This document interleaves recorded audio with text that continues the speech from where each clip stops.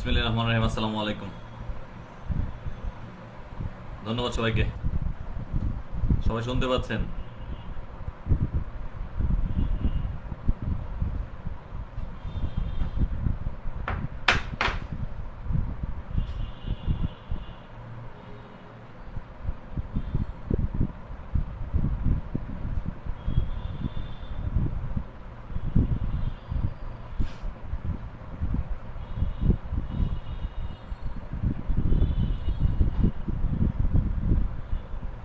ধন্যবাদ যারা ইতিমধ্যে যুক্ত হয়েছেন।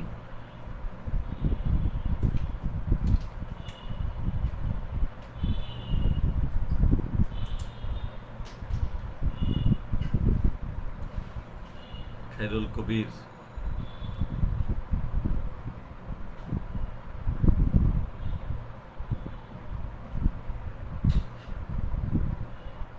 আজকে আমাদের বিবেচ্য বিষয় বেআইনি সমাবেশ সংক্রান্ত। শুরুতেই সবার প্রতি কৃতজ্ঞতা প্রকাশ করছি। আবারও বলে রাখি, আপনারা আছেন বিধায় আমি মেহেদী আজকে প্রতিনিয়ত এই লাইভ ক্লাসে থাকা, লাইভ ক্লাসের মাধ্যমে আলোচনায় থাকা, এটা আসলে আমার একটা প্যাশন। আমার খুব ভালো লাগে ব্যক্তিগতভাবে, যদিও আমাদের সরকারি কাজের প্রয়োজন অনেক ক্ষেত্রে থাকতে পারি না। Extremely sorry for that. আশা করি প্রতিনিয়ত পরীক্ষার পূর্ব পর্যন্ত আমরা থাকার জন্য চেষ্টা করব ইনশাল্লাহ। যে কথাটা সবসময় বলি যে প্রত্যেকের পর্যায় থেকে কোনো না কোনোভাবে যদি কোনো না কোনো ওয়েতে যদি কোনো একটা উপকার হওয়ার মতো কোনো কাজ করা যায়, এটাই অনেক বড় শান্তির, মনের মধ্যে প্রশান্তি। আল্লাহ যেন আমাদেরকে সেই তৌফিক দান করেন। কনসেন্ট্রেট প্লিজ, খেয়াল করবো সবাই। আজকে আমরা বেআইনি সমাবেশ সম্পর্কে জানবো। বেআইনি সমাবেশ যদিও ইতিমধ্যে আমরা একাধিকবার জেনেছি, আজকে এই বেআইনি সমাবেশ রিলেটেড দণ্ডবিধি, ফৌজদারি, প্রবিধান, তারপর হচ্ছে পুলিশ আইন, সবগুলোর বিষয়ে আমরা একটা ক্লিয়ার কনসেপ্ট নেব ইনশাল্লাহ। পরীক্ষার পূর্ববর্তী প্রস্তুতি, এবং আশা করি যে এভাবে যদি আমরা পড়তে পারি তাহলে অবশ্যই আমাদের পূর্ণাঙ্গ একটা প্রস্তুতি নেওয়া সম্ভব এবং ভালো একটা রেজাল্ট করা সম্ভব। আমাদের অন্য কোনো সাবজেক্ট থেকে প্রশ্ন আসুক আর না আসুক, অবশ্যই এই বেআইনি সমাবেশ থেকে প্রশ্ন আসে, কমন জিনিস। সো এই কমন জিনিসটাকে আমরা আর একটু ক্লিয়ার কনসেপ্ট নিব, যেন পরীক্ষার হলে ভালো একটা প্রস্তুতি নিয়ে যেতে পারি। ধন্যবাদ সবাইকে। আমরা প্রথমে জানবো যে বেআইনি সমাবেশটা কাকে বলে। শুধুমাত্র জনগণ কর্তৃক, আমি দণ্ডবিধানের দিকে যদি তাকাই তবে দেখতে পাই যে দণ্ডবিধানের 143 ধারা, দণ্ডবিধানের 143 ধারায় যেখানে বর্ণিত আছে 5 বা ততোধিক ব্যক্তি। প্রথম কোশ্চেন, বেআইনি সমাবেশ হতে হলে কতজন লোক লাগবে? আমরা দেখতে পাই বেআইনি সমাবেশ হওয়ার জন্য লোক লাগবে হচ্ছে 5 বা ততোধিক। 5 বা ততোধিক, তবেই কেবল বেআইনি সমাবেশ হবে। এখন এই 5 বা ততোধিক ব্যক্তি আমরা দেখতে পাই যে কি কি কার্য করলে বেআইনি সমাবেশ বলে পরিগণিত, এটা আমাদের জানা দরকার। সো আমরা প্রথমে দেখতে পাবো যে 5 বা ততোধিক ব্যক্তি যদি সরকারি কর্মচারীকে তার সরকারি কর্তব্য কাজে বাধা প্রদান করেন। প্রথম বিষয়,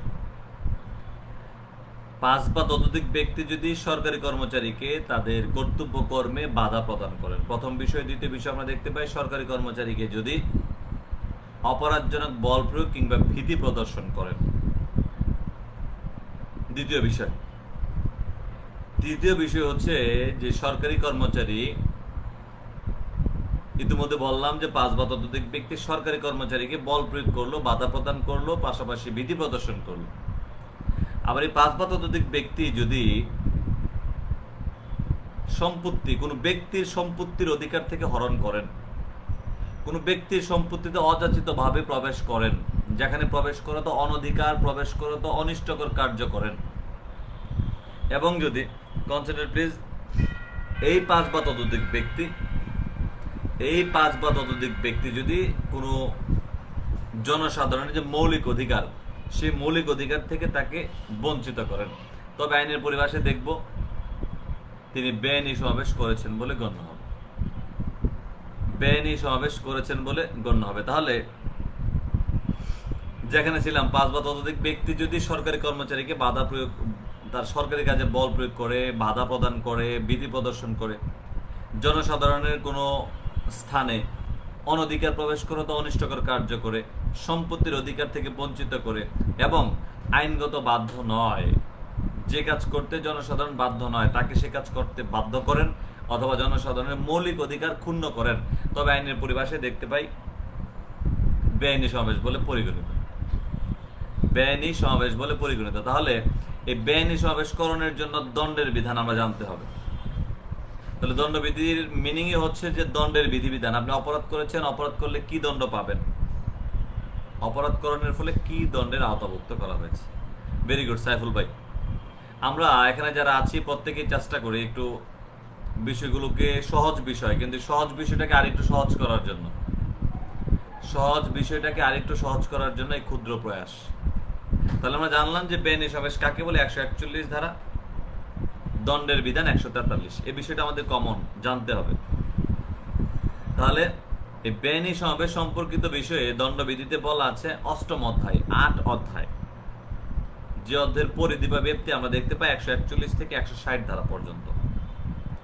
তাহলে দণ্ডবিধি থেকে যদি প্রশ্ন আসে যে বেআইনি সমাবেশ কাকে বলে, আমরা ইতিমধ্যে জেনেছি 141 ধারায় 5 বা ততোধিক ব্যক্তি যদি নিম্নলিখিত 5টি কার্য করে তবে তিনি বেআইনি সমাবেশ করেছেন বলে গণ্য হবে। কি কি কার্য? 5 বা ততোধিক ব্যক্তি সরকারি কর্মচারীর যে সরকারি কার্য সেখানে বাধা প্রদান করে, বল প্রয়োগ করে, বিধি প্রদর্শন করে, কোন স্থানে বেআইনিভাবে প্রবেশ করত অনিষ্টকর কার্য করে, কোনো ব্যক্তিকে তার সম্পত্তির অধিকার থেকে ক্ষুণ্ণ করে বঞ্চিত করেন এবং কোনো ব্যক্তির মৌলিক অধিকার থেকে তাকে বঞ্চিত করে, তবে আইনের পরিভাষায় বেআইনি সমাবেশ করেছেন বলে গণ্য হবে। 141 দণ্ডের বিধান 143। তাহলে দণ্ডবিধি থেকে এই প্রশ্ন আসতে পারে যে বেআইনি সমাবেশ কাকে বলে। আমরা আরেকটা বিষয় জেনে রাখি যে বেআইনি সমাবেশ এর ইংরেজি শব্দ আনলফুল অ্যাসেম্বলি। Unlawful assembly. তাহলে এই যে আনলফুল অ্যাসেম্বলি সম্পর্কে বর্ণিত আছে দণ্ডবিধি আইনের 141, শাস্তির বিধান ইতিমধ্যে বললাম 143 ধারা। এই বেআইনি সমাবেশ যদি কেউ অস্ত্রশস্ত্র সহকারে বেআইনি সমাবেশে অংশগ্রহণ করেন তবে দণ্ডের ব্যবস্থা 144। দণ্ডের ব্যবস্থা 144। আবার এই বেআইনি সমাবেশ অস্ত্রশস্ত্র সহকারে করলেন, বেআইনি সমাবেশ যারা অংশগ্রহণ করেন তাদেরকে আইন শৃঙ্খলা রক্ষা বাহিনী সেই সমাবেশ করা থেকে বিরত থাকার জন্য নির্দেশ দিলেন, তথাপিও যদি আপনি সেখানে অবস্থান করেন আমরা দেখতে পাই দণ্ডের বিধান 145 ধারায় বর্ণিত আছে। 145। তাহলে মূলত আমরা জানলাম কি বেআইনি সমাবেশ কাকে বলে 141 ধারায়। ইংরেজি শব্দ আমরা ইতিমধ্যে জেনেছি আনলফুল অ্যাসেম্বলি 141। পাশাপাশি আমরা জেনেছি যে বেআইনি সমাবেশ করণের জন্য দণ্ডের বিধান 143। এই বেআইনি সমাবেশ আপনি করলেন যেখানে আপনি অস্ত্রশস্ত্র নিয়ে গেলেন, দণ্ডের ব্যবস্থা 144।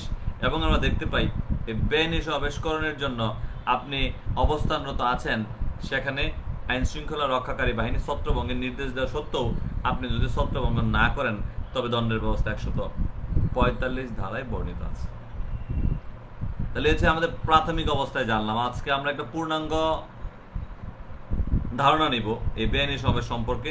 শুধুমাত্র দণ্ডবিধি নয়, দণ্ডবিধি, ফৌজদারি, প্রবিধান এবং আমাদের পুলিশ আইন সে সম্পর্কে।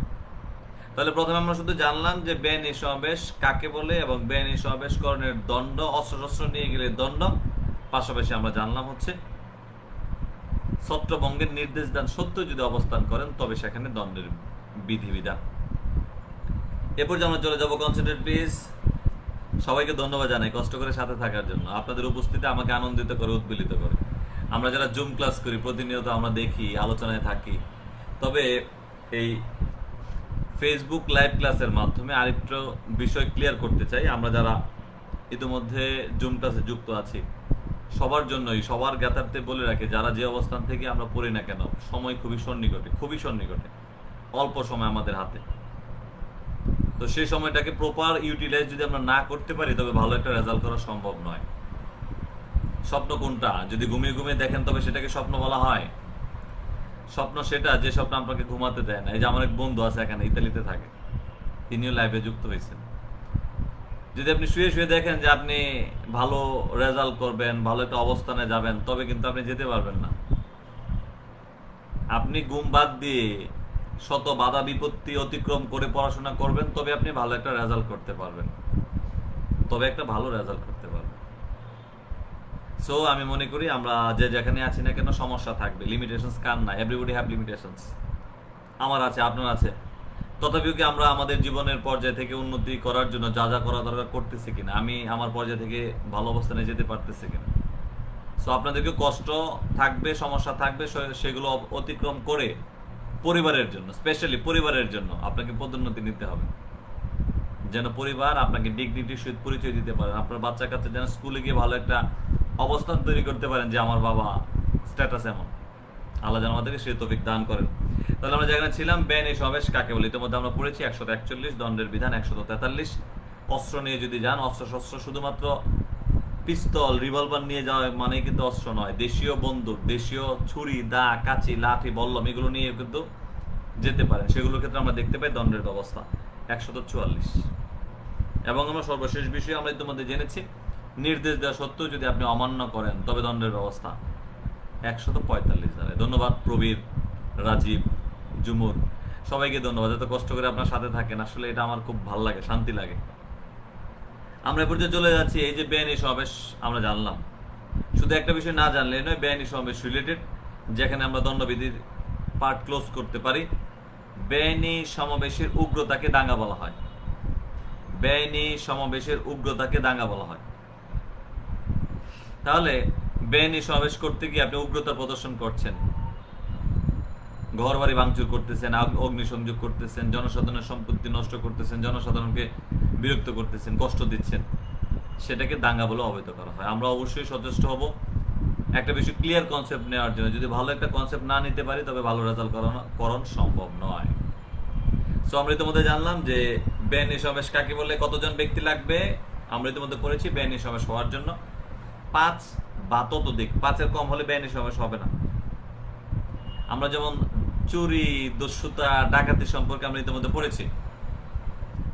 চুরি হইতে হলে একজনে চুরি করতে পারেন, বাট সে চুরিটা দস্যুতায় পরিণত হবে যদি চুরিকালে প্রকাশ্যে আঘাত দান করেন। আমরা ইতিমধ্যে জেনেছি সদস্য সংখ্যা 4, 1 থেকে 4। আবার সেই সদস্য সংখ্যা 1 থেকে 4 যখন 5 হয়ে যাবে তখন সেটা হয়ে যাবে ডাকাতি, তাই না, সদস্য সংখ্যার উপরে। সো এখানে আমাদের বিবেচ্য বিষয় হচ্ছে যে দণ্ডবিধি আইন অনুযায়ী আপনি বেআইনি সমাবেশ তখনই হবে যখন সদস্য সংখ্যা হবে 5 বা ততোধিক, এর কমে নয়। এমসিকিউ আসে প্রায়শই। তাহলে 5 বা ততোধিক ব্যক্তি যদি বেআইনি সমাবেশ করণের লোক, ইতিমধ্যে আমরা বলেছি 5টা কার্য করে, তবে তিনি বেআইনি সমাবেশ করেছেন বলে গণ্য হবে। এবং আমরা জানলাম যে দণ্ডের বিধান 143, মারাত্মক অস্ত্রশস্ত্র নিয়ে যদি করেন তবে দণ্ডের বিধান 144, এবং নির্দেশ সত্ত্বেও যদি অমান্য করেন তবে 145, যা ইতিমধ্যে বলেছি। ধন্যবাদ শাহিন।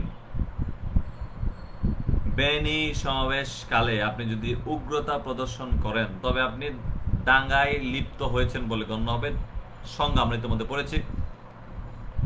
ধারাগত বিষয় 146 ধারা, দাঙ্গা 146। বিলিভ মি অর নট, বড় যদি হতে হন ছোট হন। তবে আমি যখন পরীক্ষা দিই সারা বাংলাদেশে 1 নাম্বার 2 নাম্বার হয়, এটা অনেক বড় বিষয়, আমরা জানি কিনা। আমি বাসায় যখন ঢুকতাম, আমার ফ্যামিলিকে প্লাস আমার বাচ্চা ঢুকলে জিজ্ঞাসা করতো বাবা দাঙ্গা কত। হাস্যকর বিষয়, তাই না? কিন্তু আপনি প্রত্যেকের সহযোগিতা, সহমর্মিতার মাধ্যমে ভালো একটা রেজাল্ট করতে পারবেন। সো পরিবারকেও সেভাবে গড়ে তুলবেন, তিনি আপনাকে সাপোর্ট করবে যে ভালো একটা রেজাল্ট করা দরকার বাবা তোমার জন্য। তাহলে দাঙ্গা 146, দণ্ডের বিধান 147, দণ্ড 147। তাহলে আমরা দাঙ্গা সম্পর্কে জানলাম। 146 ধারায় বেআইনি সমাবেশে উগ্রতাকে দাঙ্গা বলা হয়। ইতিমধ্যে আমরা জেনেছি দণ্ডের বিধান 147। মারাত্মক অস্ত্রশস্ত্র নিয়ে যদি আপনি দাঙ্গা করেন তবে 148 ধারায় দণ্ডের ব্যবস্থা রয়েছে, 148। এবং আমরা 149 ধারাতে দেখতে পাই দাঙ্গায় যারা অংশগ্রহণ করবেন প্রত্যেকেই অপরাধী হবেন, প্রত্যেকেই অপরাধী হবেন, 149 ধারায় বর্ণিত আছে। আনোয়ার ভাই ধন্যবাদ। তাহলে আমরা যেখানে ছিলাম ইতিমধ্যে বলেছি যে দণ্ডবিধি আইনের যে পার্ট বেআইনি সমাবেশ রিলেটেড, সে বিষয়গুলো আমরা ইতিমধ্যে পড়েছি। 8ম অধ্যায় 8তম অধ্যায়ে বলা আছে বেআইনি সমাবেশ সম্পর্কিত, 8 অধ্যায়। এই 8 অধ্যায়ে আমরা ইতিমধ্যে পড়লাম যে 141 বেআইনি সমাবেশ কাকে বলে, দণ্ডের বিধান 143, মারাত্মক অস্ত্রশস্ত্র নিয়ে যদি বেআইনি সমাবেশ করেন তবে দণ্ডের ব্যবস্থা 144, নির্দেশ দান সত্ত্বেও যদি আপনি অবস্থান করেন তবে 145 ধারায় দণ্ড।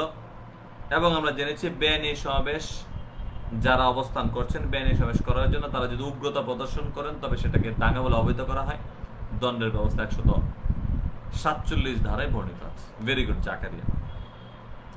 এবং আমরা ইতিমধ্যে জেনেছি যে দাঙ্গায় যদি আপনি অস্ত্রশস্ত্র নিয়ে দাঙ্গা করেন, দাঙ্গায় লিপ্ত হন, তবে দণ্ডের ব্যবস্থা 148 ধারায় বর্ণিত আছে। সর্বোপরি আমরা দেখতে পাই নির্দেশ দান সত্ত্বেও আপনারা সবাই যারা বেআইনি সমাবেশে লিপ্ত হয়েছেন, দাঙ্গায় লিপ্ত হয়েছেন, প্রত্যেকেই সম অপরাধী হবেন। আমরা ইতিমধ্যে জেনেছি 149 ধারায় দণ্ডের ব্যবস্থা বেআইনি সমাবেশ। যে বিষয়টা না বললেই নয়,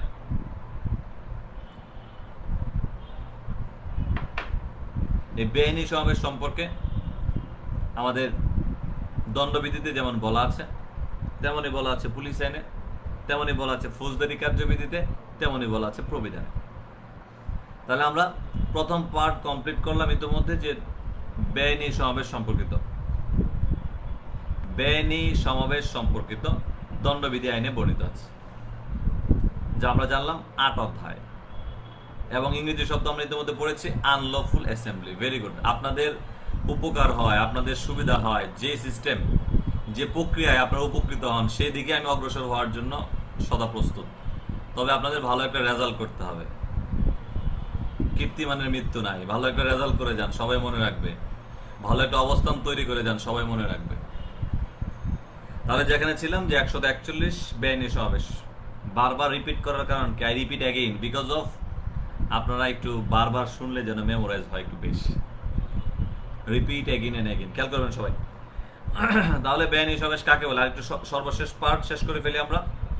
বেআইনি সমাবেশ কাকে বলে? 5 বা ততোধিক ব্যক্তি যদি সরকারি কর্মচারীকে অপরাধজনক বল প্রয়োগ করেন, ভীতি প্রদর্শন করেন, সরকারি কর্মচারীকে যদি আইনানুগ কার্যে বাধা প্রদান করেন, অনিষ্টকর কার্য করেন, অনধিকার প্রবেশ করত অনিষ্টকর কার্য করেন, সম্পত্তির অধিকার থেকে বঞ্চিত করেন, মৌলিক অধিকার থেকে বঞ্চিত করেন, তবে আপনি বেআইনি সমাবেশ করেছেন বলে গণ্য হবে। 141।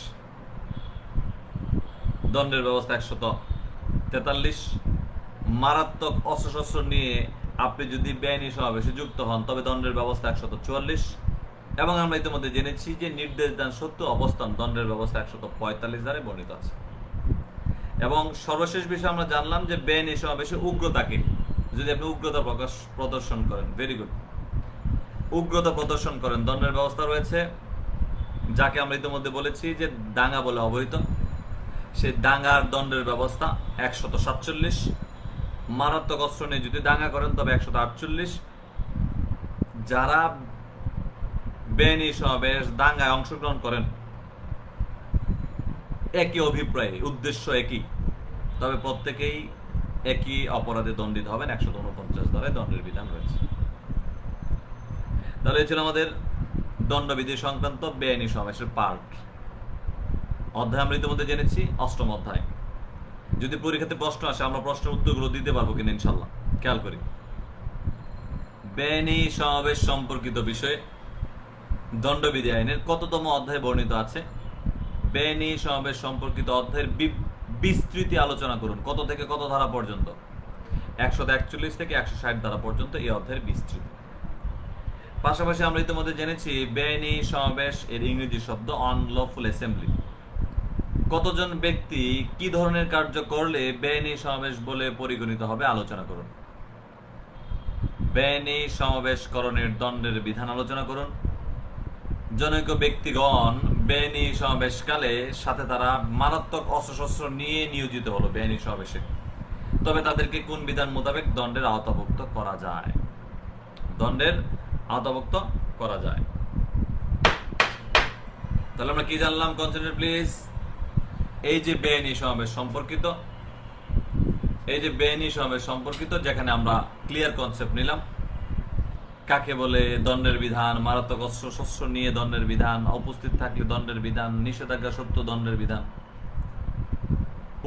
উগ্রতা যদি প্রদর্শন করেন তবে দাঙ্গা বলে অবহিত করা হয়। পাশাপাশি আমরা জেনেছি দণ্ডের ব্যবস্থা 147, মারাত্মক অস্ত্রশস্ত্র নিয়ে যদি দাঙ্গা করেন 148, প্রত্যেকে অপরাধী হবেন 149 ধারায় দণ্ডের ব্যবস্থা রাখা হয়েছে।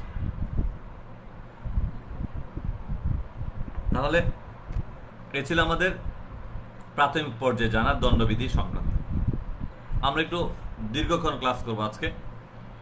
আমি যেমন প্রিপারেশন নিয়েছি, আপনার প্রিপারেশন নিয়ে বসবেন, অনেক সময় আমাদের আলোচনার বিষয়। তাহলে এই যে বেআইনি সমাবেশ সম্পর্কে আমরা জানলাম দণ্ডবিধি আইনের ৮ অধ্যায়। এ পর্যায়ে আমরা চলে যাব ফৌজদারি কার্যবিধি আইন।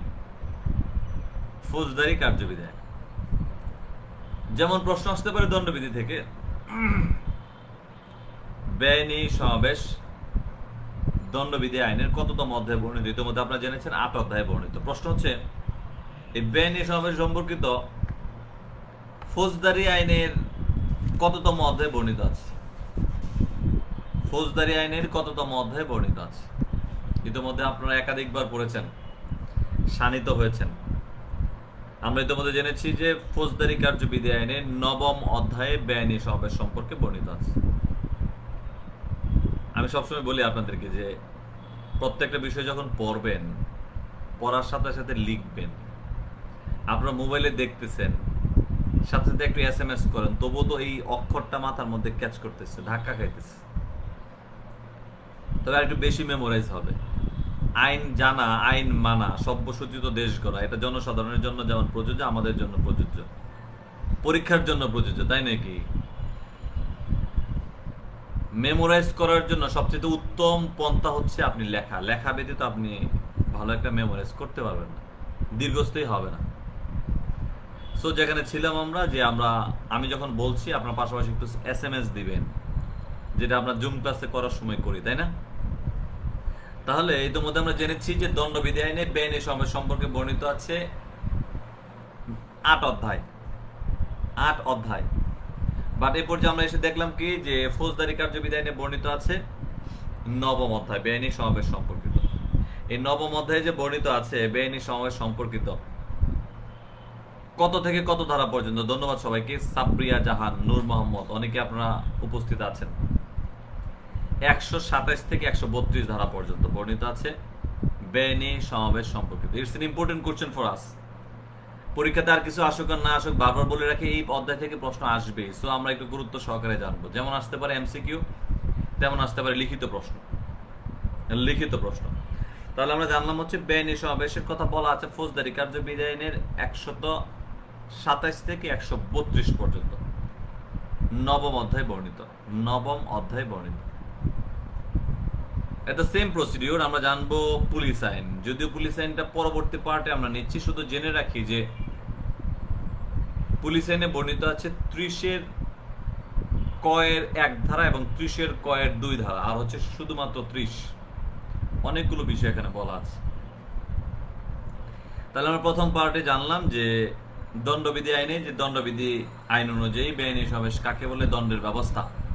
আমরা এ পর্যায়ে জানবো হচ্ছে বেআইনি সমাবেশ সম্পর্কে ১২৭ থেকে ১৩২ ধারা ফৌজদারি কার্যবিধি ৯ম অধ্যায় আনলফুল অ্যাসেম্বলি। প্রথম প্রশ্ন, বেআইনি সমাবেশকারীদের ছত্রভঙ্গের জন্য মৌখিকভাবে ছত্রভঙ্গের নির্দেশ কে দিতে ক্ষমতাবান? প্রথম প্রশ্ন, প্রায়শই এটা আমাদের খুব কমন একটা প্রশ্ন। বেআইনি সমাবেশকারীদের মৌখিকভাবে ছত্রভঙ্গের নির্দেশ কে দিতে ক্ষমতাবান? আমরা দেখতে পাই ১২৭ ফৌজদারি কার্যবিধি আইনের ১২৭। Concentrate please, be concentrate. ১২৭, বিজ্ঞ ম্যাজিস্ট্রেট বেআইনি সমাবেশকারীদের ছত্রভঙ্গের নির্দেশ দিতে পারেন। এজ এ পুলিশ অফিসার আমরা ইন্সপেক্টর পদের নিম্নে নহে ইন্সপেক্টর হতে তদূর্ধ্ব কর্মকর্তাগণ বেআইনি সমাবেশকারীদের মৌখিকভাবে ছত্রভঙ্গের নির্দেশ দিতে পারেন। বাবা যা হয়েছে হয়েছে, একটু দয়া করে চলে যাও, যে মৌখিকভাবে ছত্রভঙ্গের নির্দেশ দেওয়ার ক্ষমতা আমরা ইতিমধ্যে জানলাম ১২৭ ধারায় মৌখিকভাবে ছত্রভঙ্গের নির্দেশ দিতে পারেন বিজ্ঞ ম্যাজিস্ট্রেট। যেখানে আমরা ইতিমধ্যে জেনেছি, স্পেসিফিকলি যদি জানতে চাই তবে নির্বাহী ম্যাজিস্ট্রেট, এবং আমরা দেখতে পাই পুলিশের ক্ষেত্রে ইন্সপেক্টর পদের নিম্নে নহে ইন্সপেক্টর পদ হতে তদূর্ধ্ব কর্মকর্তা। আবার একটু ক্লিয়ার কনসেপ্ট নিয়ে নেন। Officer in charge, that means huge things. Officer ইনচার্জে আপনি অফিসার ইনচার্জ হওয়ার জন্য যে কোনো পদের কর্মকর্তাকে অফিসার ইনচার্জ হিসাবে নিযুক্ত করতে পারেন। তবে পদ পদবীর দিক থেকে আপনাকে ক্লিয়ার কনসেপ্ট নিতে হবে। আপনি পুলিশের ইন্সপেক্টর হতে তদন্ত কর্মকর্তা, এটা মনে রাখবেন। বিজ্ঞ ম্যাজিস্ট্রেট আমরা ইতিমধ্যে বললাম যে নির্বাহী ম্যাজিস্ট্রেট। তাহলে আমাদের প্রথম প্রশ্ন, ফৌজদারি কার্যবিধি আইনের কোন বিধান মোতাবেক বেআইনি সমাবেশকারীদের ছত্রভঙ্গের নির্দেশ দিয়ে থাকেন? এই নির্দেশ কে দিতে ক্ষমতাবান? আমরা ইতিমধ্যে জেনেছি ফৌজদারি কার্যবিধি আইনের 127 ধারা মোতাবেক এই নির্দেশ দিতে পারেন নির্বাহী ম্যাজিস্ট্রেট এবং পুলিশের ইন্সপেক্টর পদ হতে তদুর্ধ্ব কর্মকর্তা, এই আদেশ দিতে পারেন। আসিফ, আমার দুস্থ আসছে না। তাহলে যেখানে ছিলাম 127 নির্দেশ দিবেন কে মৌখিকভাবে ছত্রভঙ্গের জন্য? বিজ্ঞ নির্বাহী ম্যাজিস্ট্রেট, ইন্সপেক্টর হতে তদুর্ধ্ব কর্মকর্তা বেআইনি সমাবেশকারীদের ছত্রভঙ্গের নির্দেশ দিতে পারেন। 127 যেখানে বর্ণিত আছে এই নির্দেশ দান সম্পর্কে। আমরা শুধু একটু প্রথম অবস্থায় জানবো, প্রাথমিকভাবে জানবো। পুলিশ আইনে বলা আছে 30 ক এর 1 ধারা, 30 ক এর 1 ধারা। পাশাপাশি আমরা দেখতে পাই প্রবিধান। ইতিমধ্যে প্রবিধানের বিষয়ে আমি বলেছি, প্রবিধানও আমরা আলোচনা করব আজকে। প্রবিধান যেখানে বলা আছে 142 বিধি, 142 বিধি। তাহলে আমাদের প্রশ্ন, বেআইনি সমাবেশ সম্পর্কে ফৌজদারি কার্যবিধি আইনের কততম অধ্যায়ে বর্ণিত আছে? 9ম অধ্যায়। বিস্তৃতি 127 থেকে 132। কে ছত্রভঙ্গের জন্য মৌখিকভাবে নির্দেশ দিতে পারেন? 127 ধারা অনুযায়ী নির্বাহী ম্যাজিস্ট্রেট, পুলিশের ইন্সপেক্টর হতে তদুর্ধ্ব কর্মকর্তাগণ। এ বিষয়ে আমরা যখন লিখব যে ফৌজদারি কার্যবিধি আইনের 127 ধারা মোতাবেক বিজ্ঞ নির্বাহী ম্যাজিস্ট্রেট এবং ইন্সপেক্টর হতে তদুর্ধ্ব কর্মকর্তাগণ বেআইনি সমাবেশকারীদের মৌখিকভাবে ছত্রভঙ্গের নির্দেশ দিতে পারেন, সে বিষয়ে আমরা নিচে আলোকপাত করব। ফৌজদারি কার্যবিধি আইনের 127 ধারা, পুলিশ আইন 30 ক এর 1 ধারা এবং লিখব প্রবিধান 142 বিধি। প্রবিধান 142 বিধি, প্রবিধান 142 বিধি। তিনটা বিষয় এখানে উঠে আসবে, দেন আমরা চলে যাব 128। Consider please. ছত্রভঙ্গের নির্দেশ দিলেন, কিন্তু তারা ছত্রভঙ্গ হচ্ছে না। তবে কি কি পদক্ষেপ গ্রহণ পূর্বক ছত্রভঙ্গ করা যায়? It's an important question. কালকে সবাই আমরা যেখানে জানবো, প্রথমে আমরা জানতে পাই যে বেআইনি সমাবেশ কাকে বলে, দণ্ডের ব্যবস্থা, নির্দেশকে দিতে পারেন, মৌখিকভাবে ছত্রভঙ্গের নির্দেশকে দিতে পারেন। নির্দেশ দান সত্ত্বেও যদি তারা ছত্রভঙ্গ না হয়, তবে কোন কোন পদক্ষেপ গ্রহণ করে ছত্রভঙ্গ করা যায়? আমরা একটু খেয়াল করি। ছত্রভঙ্গ করতে পারেন 128 ধারা মোতাবেক 5টি পদক্ষেপ গ্রহণ পূর্বক। কয়টা পদক্ষেপ হবে? 5টা পদক্ষেপ। প্রথমে আমরা জানবো যে এজুয়াল প্র্যাকটিস, আমরা যারা পুলিশ সদস্য আছি, যখন কোনো স্থানে আমরা বেআইনি সমাবেশ নিবারণকল্পে যাই, মৌখিকভাবে ছত্রভঙ্গের নির্দেশ দিলাম 127। যদি ছত্রভঙ্গ না হয় তবে আমরা কি করতে পারি? তবে আমরা প্রথমে লাঠিচার্জ করি, যেটাকে আমরা বলে থাকি বল প্রয়োগ করা। বল প্রয়োগ করার ফলেও তারা ছত্রভঙ্গ হচ্ছে না, দেন আমরা কি করি? গ্রেফতার করি।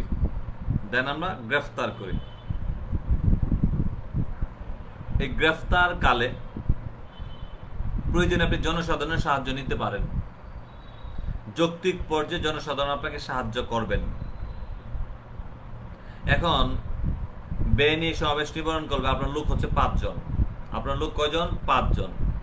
এই 5 জন লোক বেআইনি সমাবেশ ছত্রভঙ্গের জন্য দায়িত্বে নিয়োজিত হয়েছেন। সমাবেশের লোক অনেক, আপনাকে একা একা সেটা নিবারণ করা সম্ভব? দ্যাটস ওয়াই আমরা দেখতে পাই এই যে নিবারণ করা সম্ভব নয়, ইন দ্যাট টাইম আপনি জনসাধারণের সাহায্য নিতে পারেন। ভাই একটু আমাকে হেল্প করেন, বাবুল ভাই আসছেন না, আমাকে একটু হেল্প করেন। তো জনসাধারণের সাহায্য আহ্বান করতে পারেন, জনসাধারণের সাহায্য নিতে পারেন। জনসাধারণের সাহায্য নিয়ে আপনি ছত্রভঙ্গ করতে পারেন 128। পাশাপাশি আমরা দেখতে পাই যে জনসাধারণের সাহায্য নিবেন, জনসাধারণের সাহায্য নেওয়ার পাশাপাশি অসামরিক শক্তি প্রয়োগ করতে পারেন। অসামরিক শক্তি, সামরিক শক্তি না, অসামরিক শক্তি। অসামরিক শক্তি বলতে কি বোঝায়? আমরা ইতিমধ্যে অনেকেই জানি যে বিজিবি, বর্ডার গার্ড বাংলাদেশ, তাদেরকে আমরা আহ্বান করতে পারি সহায়তার জন্য, ফায়ার সার্ভিসকে আহ্বান করতে পারি। এই যে বিষয়গুলো আমরা দেখতে পাই যে অসামরিক শক্তি প্রয়োগ, এই অসামরিক শক্তি আনসার বিডিবি তাদেরকে আমরা সহায়তা করতে পারি, নিতে পারি। এই যে নেওয়ার যে বিধিবিধানগুলো আমরা দেখতে পাই বর্ণিত আছে 128 ধারার মধ্যেই। জনসাধারণের সাহায্য নেওয়ার পাশাপাশি অসামরিক শক্তি প্রয়োগ করতে পারি। এটা তো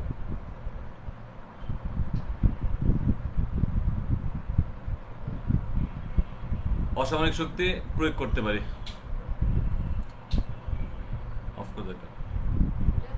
আগেরটা অসামরিক শক্তি প্রয়োগ করতে পারি। তাহলে মূলত কি কি বিষয় জানলাম? আমরা জানলাম হচ্ছে যে বল প্রয়োগ করতে পারি, গ্রেফতার করতে পারি, জনসাধারণের সাহায্য নিতে পারি, বেসামরিক শক্তি প্রয়োগ করতে পারি। পাশাপাশি আমরা দেখতে পাই যেখানে বর্ণিত আছে আগ্নেয়াস্ত্রের ব্যবহার করতে পারি। সর্বশেষ বিষয় হচ্ছে আগ্নেয়াস্ত্রের ব্যবহার করো তো আমরা উল্লিখিত বেআইনি সমাবেশ নিবারণ করতে ক্ষমতাবান।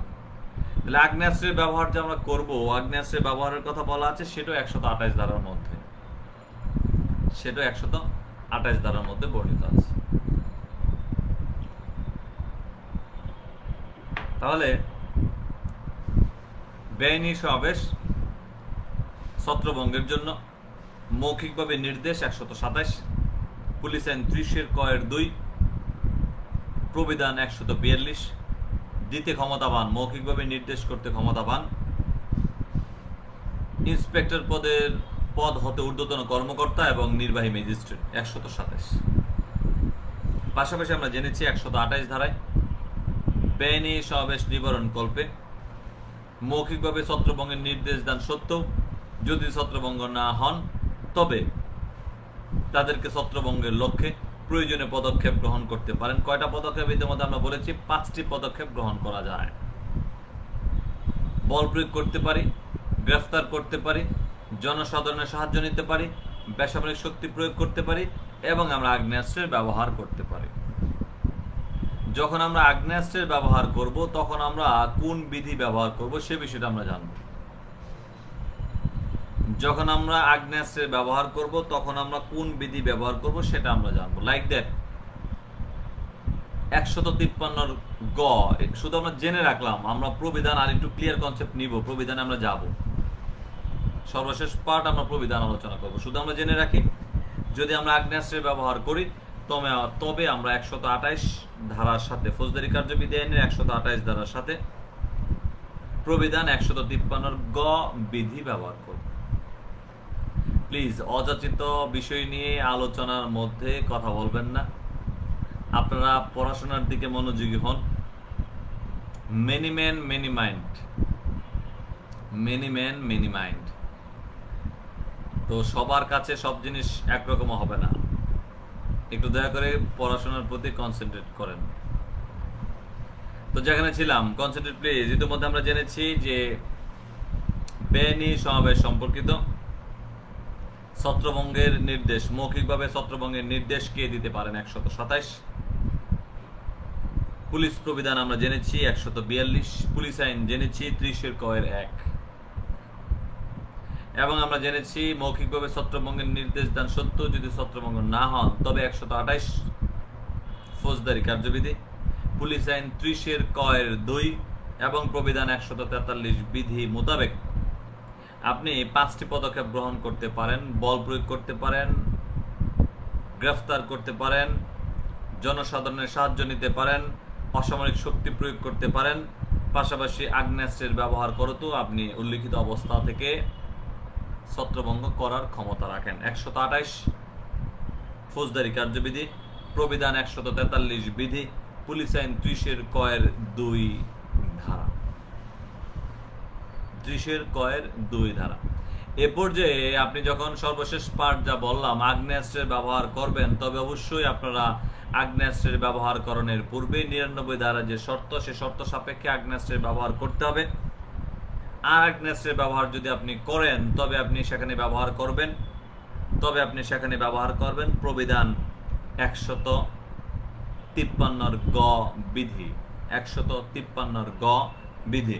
সবসময় কিন্তু বলি যে আমি পড়ার পাশাপাশি লেখাটাকে খুব স্বাচ্ছন্দ্য ভাবে নেই, যে আমি পছন্দ করি। একটা মানুষের প্যাশন আছে না, যে আমার এটা করতে ভালো লাগে, আমি লিখি। যে দেখেন প্রত্যেকটা বিষয় পাশাপাশি লিখি, আমার লেখাটা খুব পছন্দের।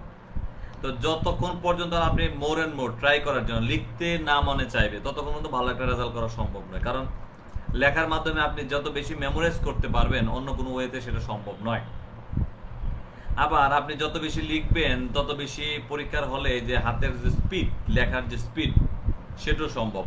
আপনাদেরকে আমি একাধিকবার বলেছি যে আমি যে ব্যক্তি পরীক্ষার হলে যখন পরীক্ষা দিয়েছি, পরীক্ষা যখন শেষ হওয়ার কথা, অবভিয়াসলি আপনাকে 10 মিনিট আগে পরীক্ষা শেষ হবে, এবং তেমন ভাবে প্রস্তুতিটা নেওয়ার জন্য চেষ্টা করেছি। সো আপনারা যারা আমার স্টুডেন্ট আছেন, আপনারা আশা করি যে ঠিক তেমন একটা প্রস্তুতি নেবেন ইনশাল্লাহ। লিখবেন বেশি বেশি লেখা, তার মাধ্যমে এই লেখার মাধ্যমে লেখাটা সুন্দর হবে, স্পষ্ট হবে, দেখতে সুন্দর আসবে। সবসময় বলি না আমরা, আপনি এই পর্যায়ে এসে লেখার গতি পরিবর্তন করতে পারবেন না, লেখার মডিফাই করার সুযোগ নেই, বাট লেখার ডেকোরেশনটা সুন্দর করতে পারবেন, ঝকঝকে করতে পারবেন। প্রতিনিয়ত লেখার মাধ্যমে লেখার আরেকটু সৌন্দর্য বর্ধন করতে পারবেন। সো বেশি বেশি লিখবেন। এই যে আমি সবসময় বলি যে মেহেদিস ল সেন্টারের প্রতিপাদ্য বিষয় কি, শুনবো রেকর্ড বেশি বেশি লিখতে হবে পাশাপাশি। আইন জানি, আইন মানি, সভ্যসূচিত দেশ গড়ি, এ হচ্ছে আমাদের বিবেচ্য বিষয়। তাহলে যেখানে ছিলাম, অবশ্যই আমরা লিখবো। আমি যেমন লিখতেছি পাশাপাশি আপনারা লিখবেন। তাহলে পুলিশ বিজ্ঞ ম্যাজিস্ট্রেট ছত্রভঙ্গের জন্য মৌখিক অভিনির্দেশ দিয়ে থাকেন 127, ফৌজদারি কার্যবিধি 127, পুলিশ আইন 30-1 এবং প্রবিধান 142 বিধি। পাশাপাশি আমরা ইতিমধ্যে জেনেছি, যেখানে মৌখিকভাবে ছত্রভঙ্গের নির্দেশ দেওয়ার সত্ত্বেও যদি আপনি ছত্রভঙ্গ না হন, তবে 128, যেখানে আপনি ছত্রভঙ্গের জন্য 5টা পদক্ষেপ গ্রহণপূর্বক ছত্রভঙ্গ করতে পারেন। প্রথম পদক্ষেপ বল প্রয়োগ, দ্বিতীয় পদক্ষেপ গ্রেফতার, তৃতীয় পদক্ষেপ জনসাধারণের সাহায্য আহ্বান করতে পারেন, চতুর্থ পদক্ষেপ বেসামরিক শক্তি প্রয়োগ করতে পারেন, এবং পঞ্চম পদক্ষেপ আমরা দেখতে পাই যেখানে বর্ণিত আছে আগ্নেয়াস্ত্রের ব্যবহার করা। যদি আগ্নেয়াস্ত্রের ব্যবহার করেন তবে আপনি প্রবিধান 153 গ বিধি ব্যবহার করবেন। আনোয়ার ভাইকে ধন্যবাদ, আনোয়ার ভাই আছেন, প্রবীর, রতন, মুন্নাফ, এত কষ্ট করে উপস্থিত থাকার জন্য। আপনারা সবসময় বলেন যে স্যার আসলে প্রতিদিন আপনার কণ্ঠ না শুনলে ভালো লাগে না। এটা একটা অবস্থতা। প্রতিদিন আমরা ক্লাস করি সেই রাত 9টা থেকে 11টা পর্যন্ত, সকালবেলা ক্লাস করি 6:30 থেকে 7:30 পর্যন্ত। এই প্রতিনিয়ত ক্লাসে না থাকলে আমার নিজেরই মনে হয় যে আমি কেমন লাগে। এই জন্য এই যে শুক্র শনিবার সেটা শুরু করছি, যে না তথাপি আপনাদের সাথে থাকি। তবে মূল বিবেচ্য বিষয় হচ্ছে ভালো একটা রেজাল্ট করতে হবে, অবশ্যই ভালো রেজাল্ট করতে হবে। ভালো রেজাল্ট ব্যতীত কোনোভাবে কিন্তু পরিবারের কাছে মূল্যায়ন পাবেন না, পরিবারের কাছেও মূল্যায়ন নাই। সো আমরা যেখানে ছিলাম, ইতিমধ্যে দণ্ডবিধি জানলাম, বেআইনি সমাবেশ কাকে বলে, দণ্ডের ব্যবস্থা, দাঙ্গা কাকে বলে, দণ্ডের ব্যবস্থা, কত অধ্যায়ে বর্ণিত আছে। ইতিমধ্যে ফৌজদারি জানলাম, বেআইনি সমাবেশ কাকে বলে জানার পাশাপাশি বেআইনি সমাবেশ ফৌজদারি কার্যবিধি আইনের কততম অধ্যায়ে বর্ণিত রয়েছে। মৌখিকভাবে ছত্রভঙ্গের নির্দেশ দেওয়া সত্ত্বেও যদি ছত্রভঙ্গ না হয় তবে কি কি পদক্ষেপ গ্রহণ করে ছত্রভঙ্গ করা যায়। 128 আসিফ, আসো তুমি না, প্রথমে সালাম দিয়েছিলাম তোমাকে। যাক, যেখানে আমরা ইতিমধ্যে জেনেছি, ভেরি গুড, শেখ শাহিন, আবেগ। আমি এই আবেগ নিয়ে আলোচনা করবো আজকে। যেখানে আমরা ইতিমধ্যে পড়েছি বেআইনি সমাবেশ সম্পর্কে আমরা ছত্রভঙ্গের জন্য 5টা পদক্ষেপ গ্রহণ করতে পারি। লাস্ট পদক্ষেপ আমরা বললাম যে আগ্নেয়াস্ত্রের ব্যবহার, এবং আমরা দেখতে পাই যে এই যে পুলিশ সদস্য বেআইনি সমাবেশ ছত্রভঙ্গের জন্য 5টি পদক্ষেপ গ্রহণ করলেন, তথাপিও যদি ছত্রভঙ্গ করতে না পারেন, ইন দ্যাট টাইম কি করবেন। আমরা দেখতে পাই প্রয়োজনে আমরা সামরিক শক্তি আহ্বান করতে পারি। 129 ধারা অনুযায়ী, ফৌজদারি কার্যবিধি আইনের 129 ধারা অনুযায়ী সামরিক শক্তি আহ্বান করার বিধান রয়েছে। 129 129 একটু খেয়াল করি আমরা, ডোন্ট টেক আদারওয়াইজ। যদি আর্মস ব্যবহার করেন তবে আপনি 153 গ বিধি ব্যবহার করবেন ছত্রভঙ্গের জন্য। পরবর্তী পদক্ষেপ আমরা প্রবিধান অনুযায়ী আলোচনায় যাব। যেটা বলতেছিলাম, এজ এ পুলিশ সদস্য, পুলিশের ভাবমূর্তি উন্নয়নের জন্য, পুলিশের ভাবমূর্তি উন্নয়নের জন্য আমরা মোড়ের মোড় ট্রাই করতে হবে। মানুষ যেন আমরা যখন রাস্তায় চলাফেরা করব, ভালো একটা কাজ করব, অবশ্যই আপনার সম্মান বৃদ্ধি পাবে, তাই নাকি? সো প্রত্যেক অবস্থান থেকে ভালো কাজ করা, মানুষ যেন সম্মান দেয়, প্রপার সম্মান পান, ভালো কাজ করা। আমি সবসময় বলি না আপনাদেরকে, মনটাকে পরিশুদ্ধ করতে হবে, ভালো কাজ করানোর জন্য নিয়োজিত হইতে হবে।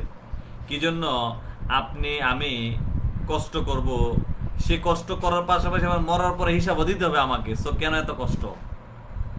পৃথিবীতে থাকতেই যা করব এই অবস্থাতেই শেষ করে যাব, এটার লিয়াজও যেন মরার পরে না দিতে হয়। সো আমরা সবাই সচেষ্ট থাকবো প্রত্যেকের অবস্থান থেকে ভালো কাজ করার। আল্লাহ যেন আমাদেরকে সেই তৌফিক দান করেন। যেখানে ছিলাম ফৌজদারি কার্যবিধি, ইতিমধ্যে আমরা সম্পন্ন করেছি যে মৌখিকভাবে ছত্রভঙ্গের নির্দেশ 127, প্রয়োজনীয় পদক্ষেপ 128, প্রয়োজনে আমরা প্রয়োজনে আমরা সামরিক শক্তি আহ্বান করতে পারি 129 ধারা অনুযায়ী, যার সাথে আমরা প্রবিধান কত ব্যবহার করবো 129 ধারার সাথে। মুন্নাফকে ধন্যবাদ। 158 বিধি, 158 বিধি। এরপর যে আমরা চলে যাব এই যে সামরিক শক্তি আহ্বান করলাম, এই সামরিক শক্তি আহ্বানের জন্য, সামরিক শক্তি আহ্বান করার পর সামরিক শক্তির যে অধিনায়ক থাকবেন তাদের দায় দায়িত্ব কর্তব্য সম্পর্কে 130, 131 ধারায় বর্ণিত আছে। 130, 131 ধারায় বর্ণিত আছে। সর্বোপরি এই বেআইনি সমাবেশ সম্পর্কিত অধ্যায়ের জন্য, ভেরি গুড প্রবীণ, বেআইনি সমাবেশ সম্পর্কিত অধ্যায়ের জন্য প্রয়োজনীয় পদক্ষেপ গ্রহণ করার ফলে আমরা দেখতে পাই প্রয়োজনীয় পদক্ষেপ গ্রহণ করেছেন, সেজন্য আপনার বিরুদ্ধে ফৌজদারি কার্যবিধি আইনের 132 ধারায় বলা আছে রক্ষা কবচ, মামলা করার বিধান নাই। 132। তবে বিচার বিভাগীয় তদন্ত হবে আগ্নেয়াস্ত্র ব্যবহারের যুক্তিকতা সম্পর্কে। প্রবিধান 157 বিধি একটু লিখে রাখেন। প্রবিধান 157 বিধিতে বলা আছে, যেখানে আগ্নেয়াস্ত্র ব্যবহারের পর বিচার বিভাগীয় অনুসন্ধান এবং পুলিশের রক্ষা কবচ, নট অনলি পুলিশ, ওই বেআইনি সমাবেশ নিবারণ করবে যাদেরকে ব্যবহার করা হয়েছে, প্রত্যেকের কার্যের বিরুদ্ধে ফৌজদারি মামলা করণের কোনো বিধিবিধান নাই, যেটাকে আমরা বলে থাকি রক্ষা কবচ। 132 ধারা একটু লিখে রাখেন। 132। সামরিক শক্তি আহ্বান সম্পর্কে আনোয়ার ভাই ইতিমধ্যে বলেছেন 129, 158 বিধি, 129 ধারা ফৌজদারি কার্যবিধি এবং প্রবিধান 158 বিধি। তাহলে আমরা ফৌজদারি কার্যবিধি থেকে আরেকটু কনসেপ্ট নিলাম ইতিমধ্যে, যেখানে আমরা জানলাম বিজ্ঞ নির্বাহী ম্যাজিস্ট্রেট এবং পুলিশের ক্ষেত্রে ইন্সপেক্টর পদ হতে তদুর্ধ্ব কর্মকর্তাগণ বেআইনি সমাবেশকারীদের মৌখিকভাবে ছত্রভঙ্গের নির্দেশ দিতে পারেন। 127। ছত্রভঙ্গের নির্দেশ দেওয়া সত্ত্বেও যদি ছত্রভঙ্গ না হন তবে দণ্ডের ব্যবস্থা। কি দণ্ড আমরা দেখতে পাই? আপনাকে বল প্রয়োগ করতে পারে, আপনাকে গ্রেফতার করতে পারে, প্রয়োজনে গ্রেফতারের জন্য জনসাধারণের সাহায্য নিতে পারে, প্রয়োজনে অসামরিক শক্তি প্রয়োগ করা যাবে, প্রয়োজনে আগ্নেয়াস্ত্রের ব্যবহার করা যাবে। 128। এবং আমরা জানলাম ইতিমধ্যে ক্ষেত্রমতে আমরা সামরিক শক্তি আহ্বান করতে পারি। সামরিক শক্তি কে আহ্বান করতে পারেন? It's an important question for you. প্রায়শই এই প্রশ্নটা আসে, এমসিকিউর মধ্যে আসে, লিখিত প্রশ্নের মধ্যে আসে। বেআইনি সমাবেশ ছত্রভঙ্গের লক্ষ্যে সামরিক শক্তি প্রয়োগ করতে পারেন, সামরিক শক্তি আহ্বান করতে পারেন 129, প্রবিধান 158 বিধি, যেখানে এই আহ্বান করতে পারেন, সামরিক শক্তি আহ্বান করতে পারেন নির্বাহী ম্যাজিস্ট্রেট, পুলিশ কমিশনার সামরিক শক্তি আহ্বান করতে ক্ষমতাবান।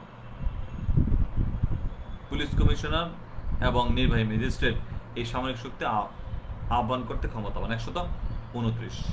অধিনায়কের দায়িত্ব কর্তব্য সম্পর্কে, ক্ষমতা সম্পর্কে আমরা ইতিমধ্যে জানলাম 130, 131 ধারা। সর্বোপরি ডিফেন্স নেবেন, রক্ষা কবচ আমরা ইতিমধ্যে বললাম 132 ধারা, এবং আমরা সর্বশেষ বিষয় বললাম যে আগ্নেয়াস্ত্র যদি ব্যবহার করেন তবে আইন অনুযায়ী বিচার বিভাগে অনুসন্ধান হয়ে থাকে 157 প্রবিধান 157 প্রবিধান। তাহলে এই ছিল আমাদের ফৌজদারি কার্যবিধির পার্ট, ফৌজদারি কার্যবিধির পার্ট, যেখানে আমরা 127 থেকে 132 ধারা পর্যন্ত আমরা জেনেছি। বেআইনি সমাবেশ নিবারণ কল্পে প্রশ্ন, খেয়াল করেন এরপর যে প্রশ্ন 127 ধারা থেকে কেমন প্রশ্ন আসতে পারে। বেআইনি সমাবেশ সম্পর্কে ফৌজদারি কার্যবিধি আইনের কোন অধ্যায়ে বর্ণিত আছে? মৌখিকভাবে ছত্রভঙ্গের নির্দেশ কোন পদের কর্মকর্তা দিতে ক্ষমতাবান? কোন বিধান মোতাবেক দিতে ক্ষমতাবান?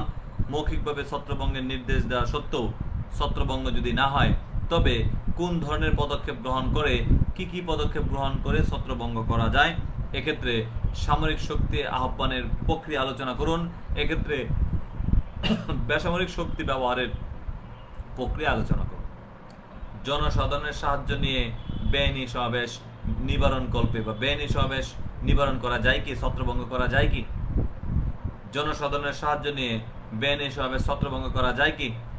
অসামরিক শক্তি প্রয়োগ করে বেআইনি সমাবেশ ছত্রভঙ্গ করা যায় কি? বেআইনি সমাবেশ ছত্রভঙ্গের লক্ষ্যে বল প্রয়োগ করা যায় কি? আগ্নেয়াস্ত্রের ব্যবহার করা যায় কি? আসতে পারে। তাহলে আমরা তোমাদের জেনেছি 127, 128, প্রয়োজনে আমরা সামরিক শক্তি আহ্বান করতে পারি। দেন আমরা যাব পুলিশ আইনের দিকে, কনসিডার প্লিজ পুলিশ আইনের দিকে। তাহলে আমরা ইতিমধ্যে যা জেনেছি, আবার একটু পিছনে যান, দণ্ডবিধি আলোচনায় ছিলাম। বেআইনি সমাবেশ কাকে বলে? 141, দণ্ডের ব্যবস্থা 143, আনলফুল অ্যাসেম্বলি। ইতিমধ্যে আমরা জেনেছি বেআইনি সমাবেশ, আপনি যদি মারাত্মক অস্ত্রশস্ত্র সহ বেআইনি সমাবেশে নিয়োজিত হন তবে দণ্ডের ব্যবস্থা, 144। এবং আমরা জেনেছি ছত্রভঙ্গের নির্দেশ দান সত্ত্বেও আপনি যদি ছত্রভঙ্গ না হন তবে দণ্ডের ব্যবস্থা 145, দণ্ডবিধি 145। এবং আমরা পড়েছি বেআইনি সমাবেশের উগ্রতাকে দাঙ্গা বলা হয় 146, দণ্ডের ব্যবস্থা 147। মারাত্মক অস্ত্রশস্ত্র নিয়ে যদি দাঙ্গা করেন তবে দণ্ডের ব্যবস্থা 148। যারা দাঙ্গায় বা বেআইনি সমাবেশে নিযুক্ত হবেন প্রত্যেকেরই দণ্ডের ব্যবস্থা 149 ধারায় বর্ণিত আছে। আর আমরা ফৌজদারি কার্যবিধি থেকে জেনেছি ফৌজদারি কার্যবিধি আইনের কততম অধ্যায়ে বর্ণিত আছে বেআইনি সমাবেশ সম্পর্কে? 9ম অধ্যায়ে বর্ণিত আছে বেআইনি সমাবেশ সম্পর্কে। এই বেআইনি সমাবেশ সম্পর্কে যেমন 9ম অধ্যায়ে বর্ণিত আছে, যেখানে আমরা দেখতে পাই 127 থেকে 132 পর্যন্ত এই অধ্যায়ের পরিধি। মৌখিকভাবে ছত্রভঙ্গের নির্দেশ কে দিতে পারেন, কোন বিধান মোতাবেক দেওয়া হয়? ইতিমধ্যে আমরা জেনেছি 127, নির্বাহী ম্যাজিস্ট্রেট, ইন্সপেক্টর হতে তদুর্ধ্ব কর্মকর্তাগণ 127। 132 প্রবিধানের সাথে 98 থেকে 102 প্রবিধান দেওয়া যাবে। ভেরি গুড, দেওয়া যাবে। দেন আমরা দেখতে পাই কনসেন্টেড পেজ। ইতিমধ্যে আমরা জেনেছি মৌখিকভাবে ছত্রভঙ্গের নির্দেশ দেওয়া সত্ত্বেও যদি আপনারা ছত্রভঙ্গ না হন তবে যে সকল পদক্ষেপ গ্রহণ পূর্বক ছত্রভঙ্গ করা যায়, ছত্রভঙ্গ করা যায়। ইতিমধ্যে আমরা পড়েছি ছত্রভঙ্গ করা যায়, কি কি পদক্ষেপ গ্রহণ করো? তো আমরা জেনেছি যেখানে আপনি বল প্রয়োগ করবেন, বল প্রয়োগ করতে পারেন, গ্রেফতার করতে পারেন, জনসাধারণের সাহায্য নিতে পারেন, বেসামরিক শক্তি প্রয়োগ করতে পারেন, প্রয়োজনে আগ্নেয়াস্ত্রের ব্যবহার করতে পারেন 128। পাশাপাশি আমরা জেনেছি ক্ষেত্রমতে আমরা সামরিক শক্তি আহ্বান করতে পারি 129 প্রবিধান 158 বিধি। তাদের দায় দায়িত্ব কর্তব্য আমরা ইতিমধ্যে পড়েছি 130, 131 এবং ডিফেন্স নিবেন, রক্ষা কবচ 132 ধারায় বর্ণিত আছে, 132 ধারায় বর্ণিত আছে। এরপর আমরা চলে যাব কনসেন্ট্রেট প্লিজ, আমরা চলে যাচ্ছি পুলিশ আইনের দিকে। পুলিশ আইন সেখানে আমরা দেখতে পাই একটা বৃহৎ পরিসরে এই বেআইনি সমাবেশ সম্পর্কে বর্ণিত আছে, বৃহৎ পরিসর। পুলিশ আইন 30-এর ক, যেখানে আমরা দেখতে পাই 30-এর ক এর 1 এবং 30-এর ক এর 2। পুলিশ আইনের দিকে যদি আমরা তাকাই, কনসেন্ট্রেট প্লিজ। ধন্যবাদ সবাইকে এত কষ্ট করে সাথে থাকার জন্য, এতক্ষণ দীর্ঘ সময় যাবৎ ক্লাসে উপস্থিত থাকার জন্য। যদিও আমাদের এটা প্র্যাকটিস, তাই না? যদিও আমাদের এটা প্র্যাকটিস, আমরা প্রায় 2 ঘন্টা প্রতিনিয়ত 2 থেকে 2.5 ঘন্টা সময় এট এ টাইম ক্লাসে থাকে, তাই না? আমরা যারা জুম ক্লাস করি রাত 9টা থেকে 11টা পর্যন্ত একটানা ক্লাস করি, পাশাপাশি সকালবেলা 6:30 থেকে 7:30 একটানা ক্লাস করি। সো এটা কোনো বিষয় নয়, তাই নয় কি? তাহলে আমরা যেখানে জানবো আজকে, ইতিমধ্যে আমরা পড়েছি পুলিশ আইন, জনসমাবেশ, শোভাযাত্রা পরিচালনার ব্যাপারে লাইসেন্স প্রদান সংক্রান্ত বিধিবিধান। লাইসেন্স প্রদান সংক্রান্ত বিধিবিধান আপনাদেরকে একটু বিষয় না বললেই নয়, আমরা অনেকেই জানি। দুঃখ, আপনারা যারা কষ্টে আছেন, কষ্ট বলতে বোঝাচ্ছি যে অনেকের মনে কষ্ট যে স্যার আসলে পদোন্নতি হচ্ছে না, এত কষ্ট করতেছি। সবসময় আলহামদুলিল্লাহ বলবেন। সবসময় পেয়েই শুধু আলহামদুলিল্লাহ বলতে হবে ঠিক তা নয়, মাঝে মধ্যে কিছু হারিয়েও আলহামদুলিল্লাহ বলতে হয়, না পেয়েও আলহামদুলিল্লাহ বলতে হয়। তবে আল্লাহ তাআলা আমাদেরকে তার বদৌলতে ভালো কিছু দেবেন।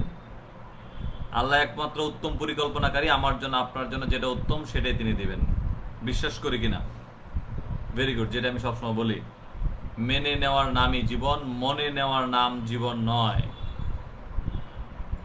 ভালো আছি ভাবতে ভালোবাসি, কষ্ট থাকবেন কষ্টে থাকবেন, তথাপিও ভালো আছি ভাবতে ভালোবাসি। তো আমার চাইতে আরো অনেক দুর্বল অবস্থানে অনেকেই আছেন, তথাপিও কি আল্লাহ তাআলা আমাকে এর চাইতে ভালো রাখছেন না? সো যেটা বলতেছিলাম যে আমাদের অবস্থানটা থেকে কষ্ট চালিয়ে যেতে হবে, পড়াশোনা চালিয়ে যেতে হবে। আল্লাহ তাআলা সেই অবস্থান থেকে অবশ্যই উত্তরণ করবেন। তিনি উত্তম পরিকল্পনাকারী, আমার জন্য উত্তম যেটা মনে করেন সেটাই তিনি দেবেন। সো বিশ্বাস রাখবেন তার উপর, বিশ্বাস রাখবেন তার উপর। না হওয়ার কিছুই নাই, তিনি সবাইকেই দেবেন। আমরা যারা পরীক্ষা দেই, 500 লোকের পদোন্নতি হয়, তাই না, 1 বছরের মধ্যে? তো 500 লোকের পদোন্নতি হয়, এর মধ্যে আপনি থাকবেন না। আল্লাহ তাআলা কি আপনার খারাপ হয় এমন কিছু করে? অবশ্যই আপনার ভালো হয় তেমন কিছুই করবেন। প্রত্যেকের অবস্থান থেকে একটু খেয়াল, চোখ বন্ধ করেন। সাময়িক হচ্ছে না, মনে করতেছেন যে আসলে এটা তো আমার হইল না, কিন্তু আল্লাহ তাআলা এই মজেজা কত ভালোভাবে রাখছেন আপনারা জানেন না। আপনাদেরকে সবসময় গল্প বলি না আমি? সো বিশ্বাস রাখবেন আল্লাহর উপর। অবশ্যই এখন হয় নাই মানে ভবিষ্যতে এর চেয়ে অধিক অধিক উত্তম রূপে হবে, সেই জন্য হয় নাই। বুঝা গেছে? তাহলে যেখানে ছিলাম আমরা আমরা এরপর যে পুলিশ আইন পড়বো, পুলিশের বিধিবিধান, পুলিশ আইন আমরা দেখবো 30 ধারাতে বর্ণিত আছে জনসাধারণ শোভাযাত্রা পরিচালনার বিষয়ে লাইসেন্স প্রদান। লাইসেন্স প্রদান, ভেরি গুড শাহিন। যে ব্যক্তি আল্লাহ পাকের নেয়ামতের শুকরিয়া আদায় করেন, আল্লাহ পাক তাকে নেয়ামত বাড়িয়ে দেন। এটাই মনে রাখবেন, এটাই মনে রাখবেন। বুঝা গেছে? তো যেখানে ছিলাম আমরা যে জনসাধারণ এবং শোভাযাত্রা পরিচালনার বিষয়ে, প্রথমে আমরা জানবো যে জনসমাবেশ, শোভাযাত্রা কে নিয়ন্ত্রণ করতে ক্ষমতাবান? অবশ্যই হবে। দুঃখের পর সুখ আসবে, অবধারিত, এটা পবিত্র কোরআনে বর্ণিত আছে। সুখ চলমান, কন্টিনিউ। কোথাও লেখা নাই যে সুখ আছে পরে দুঃখ আসবে, এটা কোথাও লেখা নাই। পবিত্র কোরআনে বলছে কি, দুঃখে আছেন, কষ্টে আছেন, একদিন সূর্য উঠবে, ভালো থাকবেন, সুন্দর অবস্থায় আসবে। তো আপনারা যারা এখন ভালো একটা রেজাল্ট করেন নাই, করতে পারছেন না, পড়াশোনা করতেছেন, অবশ্যই সামনে নতুন সূর্য উদয়মান, এটা নিশ্চিত। আর যিনি সুখে আছেন তা আছেন আলহামদুলিল্লাহ। তবে যিনি যে অবস্থানে আছেন না কেন আলহামদুলিল্লাহ বলবেন, অবশ্যই ভালো কিছু হবে। যেখানে ছিলাম আমরা, জনসাধারণ এবং শোভাযাত্রা কে নিয়ন্ত্রণ করতে ক্ষমতাবান? প্রশ্ন। 30-এর 1 ধারায় আমরা দেখতে পাই এই জনসমাবেশ এবং শোভাযাত্রা নিয়ন্ত্রণ করতে ক্ষমতাবান পুলিশের এএসপি পদের যে কর্মকর্তা রয়েছেন, এএসপি পদের কর্মকর্তা। এএসপি থেকে তদুর্ধ্ব কর্মকর্তাগণ জনসমাবেশ শোভাযাত্রা নিয়ন্ত্রণ করতে ক্ষমতাবান। কোন রাস্তায় যাবেন, কোন রাস্তায় যাবেন না, নিয়ন্ত্রণ করতে পারেন। 30-এর 1 এএসপি পদের কর্মকর্তা। Very good. জাইমা রহমান, আসিবুর, প্রবীর, শাহিন শেখ, খেয়াল করি সবাই। তাহলে নিয়ন্ত্রণ করতে ক্ষমতাবান আমরা ইতিমধ্যে জানলাম 30-1 ধারায়। কে জনসমাবেশ শোভাযাত্রাকারীকে লাইসেন্স নিতে বাধ্য করতে পারেন? Who's authorised person? বাধ্য করতে পারেন কে? Concentrate please. আমরা দেখতে পাই বাধ্য করতে পারেন 30-2 ধারা মোতাবেক, 30-2 ধারা মোতাবেক জেলা ম্যাজিস্ট্রেট। 30-2 ধারা মোতাবেক জেলা ম্যাজিস্ট্রেট জনসাধারণ শোভাযাত্রাকারীকে লাইসেন্স নিতে বাধ্য করতে পারেন। 30-2, 30-2। পাশাপাশি আমরা দেখতে পাই জনসাধারণ কোথাও সমাবেশ করবেন সেজন্য লাইসেন্স প্রাপ্তির লক্ষ্যে আহ্বান করেছেন।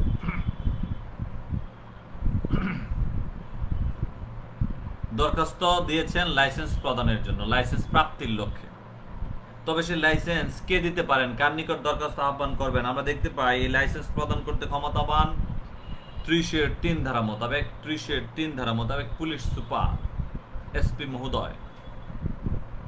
এসপি মহোদয় লাইসেন্স প্রদান করতে বা মঞ্জুর করতে ক্ষমতাবান। 30-3, 30-3। টাকা আসবে যাবে, কিন্তু সম্মান এমন এক জিনিস অর্জন করা অনেক কঠিন। টাকার দিকে না দৌড়ে আমাদের সম্মানের দিকে দৌড়াইতে হবে। টাকা চলে যাবে কিন্তু সম্মান যাবে না। সম্মান সারা জীবনের জন্য, তাই না? সম্মানের দিকে দৌড়ান, পদোন্নতি নেন, উত্তর পদোন্নতি পান, পরিবার পরিজনকে ডিগনিটি প্রদান করেন, তারা যেন একটা আইডেন্টি পায় যে আমার ভাই, আমার বাবা, আমার চাচা এমন। ঠিক আছে? এই জন্য কষ্ট করতে হবে। মোরের মোট রায় দয়া করে একটু লিখেন, বারবার বলতেছি একটু লিখেন।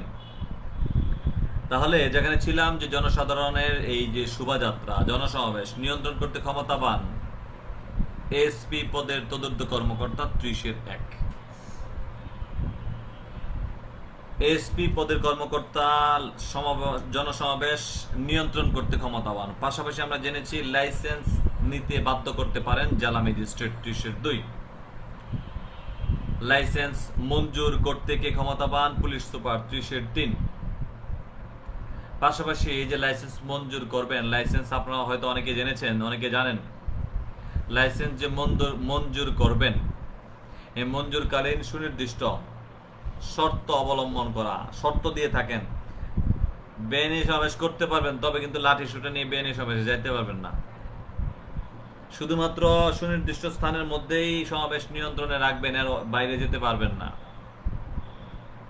আবার বলা আছে কি, কনসেন্ট্রেট প্লিজ। আবার ইতিমধ্যে আমরা জেনেছি, অনেকে পড়ি যে সুনির্দিষ্ট স্থান আপনাকে বলছে বিজয় সরণি হয়ে আপনি সমাবেশ করবেন, আপনি চলে গেছেন লাভ রোডের ভিতরে, সম্ভব না। সুনির্দিষ্ট স্থানে আপনাকে সমাবেশ নিয়ন্ত্রণে রাখতে হবে, এর বাইরে যেতে পারবেন না। যা আমরা দেখতে পাই বর্ণিত আছে 30-4, যেখানে বলা আছে শর্ত প্রযোজ্য। বেআইনি সমাবেশ শোভাযাত্রা একই জিনিস, নাজমুল কবির একই জিনিস, শোভাযাত্রা। তাহলে আমরা ইতিমধ্যে জানলাম যেখানে বলা আছে নিয়ন্ত্রণ করতে কে ক্ষমতাবান, ইতিমধ্যে আমরা পড়েছি এএসপি থেকে তদন্ত কর্মকর্তা। ইতিমধ্যে আমরা জেনেছি লাইসেন্স নিতে বাধ্য করতে কে ক্ষমতাবান, আমরা পড়েছি জেলা ম্যাজিস্ট্রেট 30-2। এবং আমরা জেনেছি লাইসেন্স মঞ্জুর করতে কে ক্ষমতাবান, 30-3 পুলিশ সুপার। এবং আমরা জেনেছি লাইসেন্স প্রদানকালে শর্ত আরোপ করবেন 30-4। জুমুর, ধন্যবাদ বোন। 30-4 এই 30 ধারার সাথে আপনার প্রবিধান ব্যবহার করবেন। 30 ধারার সাথে আপনার প্রবিধান ব্যবহার করবেন 131 বিধি। 131 বিধি। প্রবীরকে ধন্যবাদ। আরেকটা গুরুত্বপূর্ণ ইম্পর্টেন্ট তথ্য আমরা ইতিমধ্যে ফেলে আসছি, আমার মেমোরাইজে ছিল না। বেআইনি সমাবেশকারীদের ছত্রভঙ্গে যেমন নির্দেশ দিতে পারেন, ইতিমধ্যে আমরা বলেছি যে পুলিশ সুপার লাইসেন্স দিবেন। এই লাইসেন্স কত কপি হয় অলরেডি আমরা জেনেছি। লাইসেন্স কত কপি হয়? প্রবিধান 139 বিধি মোতাবেক, 139 বিধি মোতাবেক এই লাইসেন্সের কপি হবে 3 কপি। এই লাইসেন্সের কপি হবে 3 কপি। আপনাদের এমসিকিউর জন্য ইম্পর্টেন্ট, এমসিকিউর জন্য ইম্পর্টেন্ট। বেআইনি সমাবেশের লাইসেন্স কত কপি হয়ে থাকে? আমরা দেখতে পাই বেআইনি সমাবেশের লাইসেন্স হয়ে থাকে, সমাবেশকরণের যে লাইসেন্স, সেই লাইসেন্স হয়ে যাবে 3 কপি। সে লাইসেন্সের শর্ত যদি লঙ্ঘন করেন তবে আপনি বেআইনি সমাবেশ বলে পরিগণিত হবেন। আমরা সামনে পড়বো, এখনো ওই পর্যন্ত যায়নি। তাহলে আমরা যেখানে ছিলাম, কনসেন্ট্রেট প্লিজ, ইতিমধ্যে আমরা পড়েছি। প্রশ্ন, উত্তরটা আপনারা দিবেন, আমি প্রশ্ন করি, আপনারা উত্তর দিবেন। জনসমাবেশ শোভাযাত্রা পরিচালনা সংক্রান্তে লাইসেন্স প্রদানের বিধিবিধান আলোচনা করুন। ধারা কত? 30 ধারা, সবগুলো বিষয় আনতে হবে। প্রশ্ন হচ্ছে, জনসমাবেশ শোভাযাত্রা কে নিয়ন্ত্রণ করতে ক্ষমতাবান? ইতিমধ্যে আমরা জেনেছি 30-1 ধারা অনুযায়ী এএসপি থেকে তদন্ত কর্মকর্তাগণ ক্ষমতাবান। প্রশ্ন হচ্ছে, জনসমাবেশ শোভাযাত্রাকারীদের কে লাইসেন্স নিতে ক্ষমতাবান? লাইসেন্স নিতে বাধ্য করতে পারেন কে? আমরা দেখতে পাই 30-2 ধারা মোতাবেক জেলা ম্যাজিস্ট্রেট লাইসেন্স নিতে বাধ্য করতে পারেন। জনসমাবেশ শোভাযাত্রাকারীদের লাইসেন্স দিতে, লাইসেন্স মঞ্জুর করতে কি ক্ষমতাবান? ইতিমধ্যে আমরা পড়েছি লাইসেন্স মঞ্জুর করতে কি ক্ষমতাবান। 30-3 ধারা মোতাবেক পুলিশ সুপার লাইসেন্স মঞ্জুর করতে ক্ষমতাবান। এই লাইসেন্স কত কপি হয়ে থাকে? ইতিমধ্যে আমরা জেনেছি এই লাইসেন্স 139 বিধি মোতাবেক 3 কপি হয়ে থাকে, 139 বিধি মোতাবেক। পাশাপাশি লাইসেন্সের মধ্যে শর্ত উল্লেখ থাকবে কি করবেন কি করবেন না, যা আমরা দেখতে পাই 30 ধারা মোতাবেক 30-4 বলা আছে শর্ত প্রযোজ্য। সর্বোপরি আপনারা প্রবিধান ব্যবহার করবেন 131 বিধি। এরপর আমরা চলে যাচ্ছি লাইসেন্সের শর্ত ভঙ্গকারীদের বিরুদ্ধে সমাবেশ বা শোভাযাত্রার ব্যাপারে লাইসেন্সের শর্ত ভঙ্গ করলেন তবে শোভাযাত্রার বিষয়ে কি পদক্ষেপ গ্রহণ করতে পারেন? আপনাকে লাইসেন্স দেওয়া হয়েছে, আপনি শোভাযাত্রা করবেন, আপনি শোভাযাত্রায় নিয়োজিত হয়েছেন, সমাবেশে নিয়োজিত হয়েছেন। এখন আপনি যদি শর্ত লঙ্ঘন করেন তবে আপনার বিরুদ্ধে কি ব্যবস্থা গ্রহণ করা যায়? আপনি শর্ত লঙ্ঘন করলে আপনি বেআইনি সমাবেশ বলে পরিগণিত হবেন না। আপনি যদি শর্ত লঙ্ঘন করেন তবে আপনাকে মৌখিকভাবে ছত্রভঙ্গের নির্দেশ দেওয়া যেতে পারে। কারণ জনসাধারণের সবাই আইন জানবে এমন কোনো কথা নয়। তাকে বুঝাইতে হবে যে বাবারা, তোমরা যেই সমাবেশে নিয়োজিত হইছ, এই সমাবেশ করাটা আইনগতভাবে বৈধ, যেহেতু লাইসেন্স আছে, কিন্তু শর্ত লঙ্ঘন করেছে, এখন কিন্তু অবৈধ। দয়া করে ছত্রভঙ্গ হও। এই যে ছত্রভঙ্গ হওয়ার জন্য মৌখিকভাবে নির্দেশ দিবেন 30-1 ধারা মোতাবেক। ছত্রভঙ্গের নির্দেশ দিবেন 30-1 ধারা মোতাবেক। ধন্যবাদ। 30-1 ফৌজদারি কার্যবিধি 127 ধারা, প্রবিধান 142 বিধি। এখন জনসাধারণ যখন সমাবেশে নিয়োজিত হলেন, সেই সমাবেশ ছত্রভঙ্গের জন্য মৌখিকভাবে নির্দেশ দিলেন 127 ফৌজদারি কার্যবিধি, পুলিশ আইন 30-1 ধারা মোতাবেক, প্রবিধান 142 বিধি মোতাবেক। তথাপিও যদি আপনি ছত্রভঙ্গের নির্দেশ পাওয়া সত্ত্বেও, মৌখিকভাবে ছত্রভঙ্গের নির্দেশ পাওয়া সত্ত্বেও ছত্রভঙ্গ না হন, তবে আপনি বেআইনি সমাবেশে পরিগণিত হবেন। প্রশ্ন হচ্ছে, বৈধ সমাবেশ কখন অবৈধ বলে বিবেচিত? যেখানে আমরা দেখতে পাই বৈধ সমাবেশ তখনই অবৈধ সমাবেশ বলে বিবেচিত হবেন যখন বৈধ সমাবেশকে ছত্রভঙ্গের জন্য মৌখিকভাবে নির্দেশ দেওয়া সত্ত্বেও 30-1 ধারা অনুযায়ী মৌখিকভাবে নির্দেশ দেওয়া সত্ত্বেও ছত্রভঙ্গ না হন, তবে 30-2 ধারা মোতাবেক আপনি বেআইনি সমাবেশ বলে পরিগণিত হবেন। পুলিশ আইনের 30-2, ফৌজদারি কার্যবিধি 128, প্রবিধান 143 বিধি। কষ্ট হয়ে যাচ্ছে অনেকক্ষণ। আমার যদি কষ্ট না হয়, আপনাদেরও কষ্ট হওয়ার কথা না। কারণটা কি? পদোন্নতি দরকার কার? আমার না আপনার? সো একটু কষ্ট হলেও আমরা সচেষ্ট থাকবো।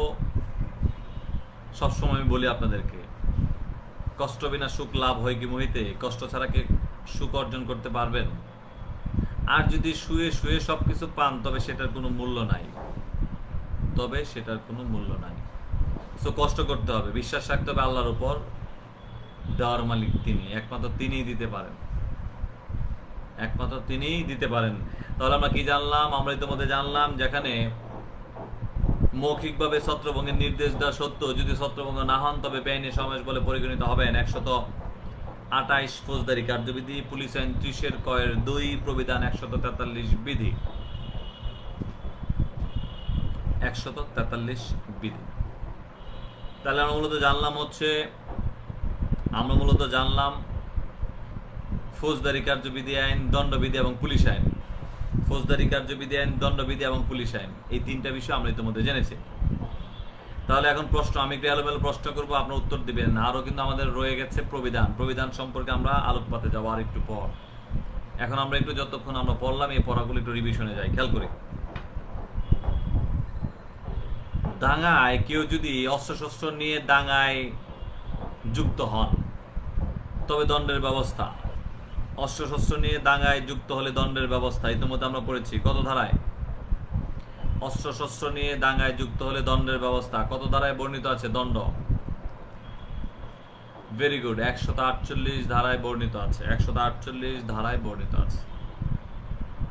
একই উদ্দেশ্য সাধন কল্পে যারা উপস্থিত হয় প্রত্যেকেরই অপরাধী বলে বিবেচিত, প্রত্যেকেই অপরাধী বলে বিবেচিত। কত ধারার বিবেচ্য বিষয়?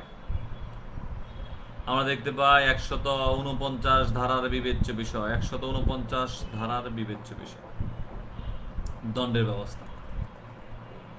বেআইনি সমাবেশকারীদের মৌখিকভাবে ছত্রভঙ্গের নির্দেশ দেওয়া সত্ত্বেও যদি ছত্রভঙ্গ না হয় তবে দণ্ডের ব্যবস্থা।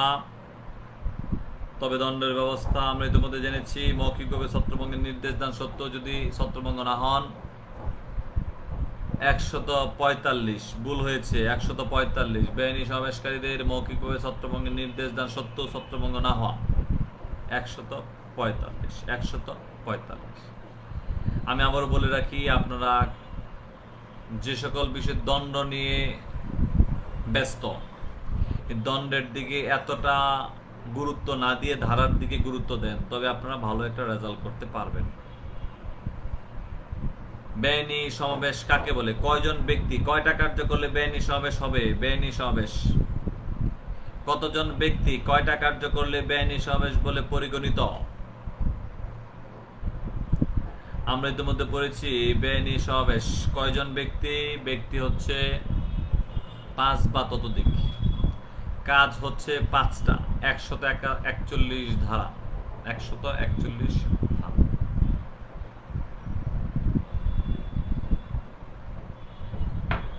তাহলে 5 বা ততোধিক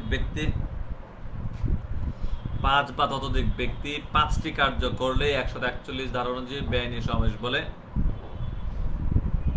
বিবেচিত। Unlawful assembly. দেন আমরা জেনেছি, কনসেন্ট্রেট প্লিজ, ইতিমধ্যে আমরা জেনেছি যে 5 বা ততোধিক ব্যক্তি আমরা বেআইনি সমাবেশ করব, সে বেআইনি সমাবেশ করার জন্য দণ্ডের ব্যবস্থা। দণ্ড কত ধারায় বর্ণিত আছে? দণ্ডের ব্যবস্থা কত ধারায় বর্ণিত আছে?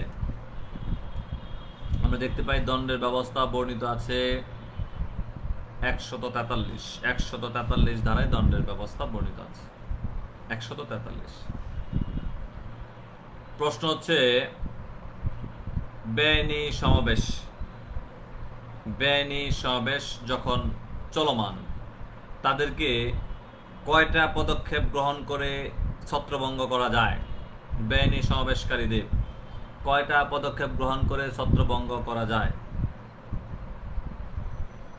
আমরা দেখতে পাই বেআইনি সমাবেশ বলে পরিগণিত হলো তাদেরকে আমরা ফৌজদারি কার্যবিধি 128, প্রবিধান 143 বিধি, পুলিশ আইন 30(2) ধারা অনুযায়ী 5টা পদক্ষেপ গ্রহণ করে ছত্রভঙ্গ করা যায়। 5টি পদক্ষেপ গ্রহণ করে ছত্রভঙ্গ করা যায়। কি কি পদক্ষেপ? বল প্রয়োগ করতে পারি, গ্রেফতার করতে পারি, জনসাধারণের সাহায্য নিতে পারি, বেসামরিক শক্তি প্রয়োগ করতে পারি, ক্ষেত্রমতে আগ্নেয়াস্ত্রের ব্যবহার করতে পারি। আগ্নেয়াস্ত্রের ব্যবহার করতে পারি। যদি আগ্নেয়াস্ত্রের ব্যবহার করি তবে কোন প্রবিধান ব্যবহার হবে সাথে? 153 গ বিধি, 153 গ বিধি। Very good. আমরা ইতিমধ্যে পড়েছি যেখানে বেআইনি সমাবেশ বলে পরিগণিত, জানা সত্ত্বেও সেখানে যদি অবস্থান করেন, বেআইনি সমাবেশ বলে পরিগণিত জানা সত্ত্বেও যদি অবস্থান করেন, তবে দণ্ডের ব্যবস্থা রাখা হয়েছে। কত ধারায় দণ্ডের ব্যবস্থা? আমরা ইতিমধ্যে পড়েছি দণ্ডের ব্যবস্থা 145। প্রশ্ন খেয়াল করবেন সবাই। প্রশ্ন, বৈধ সমাবেশ কখন অবৈধ বলে বিবেচিত? বৈধ সমাবেশ কখন অবৈধ বলে বিবেচিত? অবৈধ সমাবেশকে কখন কে ছত্রভঙ্গ করতে ক্ষমতা পান? বৈধ সমাবেশ কখন অবৈধ বলে বিবেচিত? আমরা দেখতে পাই বৈধ সমাবেশ তখনই অবৈধ বলে বিবেচিত হবে যখন তারা সমাবেশের শর্ত লঙ্ঘন করবেন এবং মৌখিকভাবে ছত্রভঙ্গের নির্দেশ দান অমান্য করবেন, তবে 30 ক এর 2 ধারা মোতাবেক অবৈধ বলে বিবেচিত। 30 ক এর 2, আমি লিখতেছি, একটু দয়া করে লিখতে পারেন যদি সম্ভব হয়। 30 ক এর 2। এরপর আমরা চলে যাব, ধন্যবাদ সবাইকে রেসপন্স করার জন্য। আমরা চলে যাচ্ছি প্রবিধানে। বেআইনি সমাবেশ সম্পর্কিত লাস্ট বিষয় প্রবিধান। আমরা যদি একটু কনসেন্ট্রেট করি, বেআইনি সমাবেশ সম্পর্কে ইতিমধ্যে আমরা দণ্ডবিধি পড়লাম 8ম অধ্যায়, 141 থেকে 149 পর্যন্ত আমরা জেনেছি। আরো বিষয় রয়েছে, বাট 49 পর্যন্ত আমরা নিয়েছি। বেআইনি সমাবেশ সম্পর্কে আমরা ফৌজদারি কার্যবিধি আইনে পড়েছি 9ম অধ্যায়, যেখানে আমরা ইতিমধ্যে পড়েছি 128 থেকে 132 পর্যন্ত। বেআইনি সমাবেশ সম্পর্কে পুলিশ আইনে রয়েছে, যেখানে আমরা ইতিমধ্যে পড়েছি 30 ক এর 1, 30 ক এর 2 এবং 30 1, 2, 3, 4 পর্যন্ত আমরা জেনেছি। এরপর আমরা চলে যাব বেআইনি সমাবেশ ছত্রভঙ্গ কল্পে। বেআইনি সমাবেশ ছত্রভঙ্গ কল্পে পুলিশ অফিসারের দায়িত্ব কর্তব্য, বিজ্ঞ ম্যাজিস্ট্রেটের দায়িত্ব কর্তব্য, আগ্নেয়াস্ত্রের ব্যবহার, আগ্নেয়াস্ত্রের ব্যবহারের পূর্বে করণীয়, আগ্নেয়াস্ত্র ব্যবহারের পরে করণীয়, আগ্নেয়াস্ত্র ব্যবহারের সময় করণীয়। খেয়াল করবো সবাই যেখানে আছি, কনসেন্ট্রেট প্লিজ। ইতিমধ্যে আমরা জেনেছি দণ্ডবিধির পাশাপাশি ফৌজদারির পাশাপাশি পুলিশ আইন। তো প্রত্যেকটা বিষয় কিন্তু আমি আলোকপাত করেছি যে প্রবিধান রয়েছে, প্রবিধান বাকি রয়েছে। প্রবিধান অবশ্যই আপনাদের যে বিষয়টা না জানলেই নয়, দণ্ডবিধি দিলেন, ফৌজদারি দিলেন, পুলিশ আইন দিলেন, প্রবিধান দিতে মনে নাই, তবে কিন্তু মার্ক অর্ধেক। অবশ্যই আপনাকে প্রবিধান দিতে হবে, মাস্ট বি, প্রবিধান ব্যবহার করতে হবে। তাহলে যেখানে ছিলাম আমরা, কনসেন্ট্রেট প্লিজ। প্রবিধান, বেআইনি সমাবেশ নিবারণ কল্পে উপস্থিত বিজ্ঞ ম্যাজিস্ট্রেটের দায়িত্ব কর্তব্য সম্পর্কে আমরা দেখতে পাই 151 বিধিতে বলা আছে। বেআইনি সমাবেশ নিবারণ কল্পে আহ্বানকৃত বিজ্ঞ ম্যাজিস্ট্রেট যিনি থাকবেন, তার দায়িত্ব কর্তব্য সম্পর্কে বলা আছে 151 প্রবিধান মোতাবেক।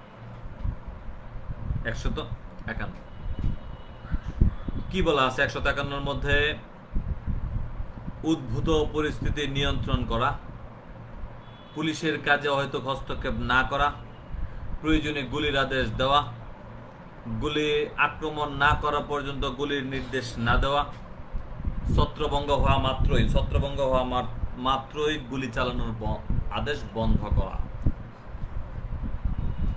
এই কার্যক্রমগুলো 151 বিধিতে বলা আছে। বিজ্ঞ ম্যাজিস্ট্রেট করে থাকেন, এই কার্যক্রমগুলো করে থাকেন।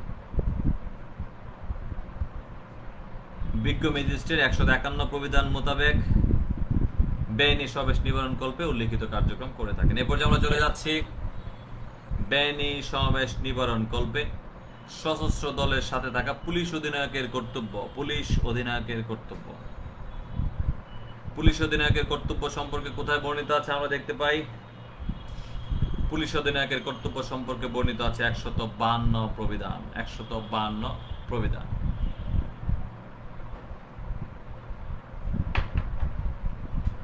আমরা দেখব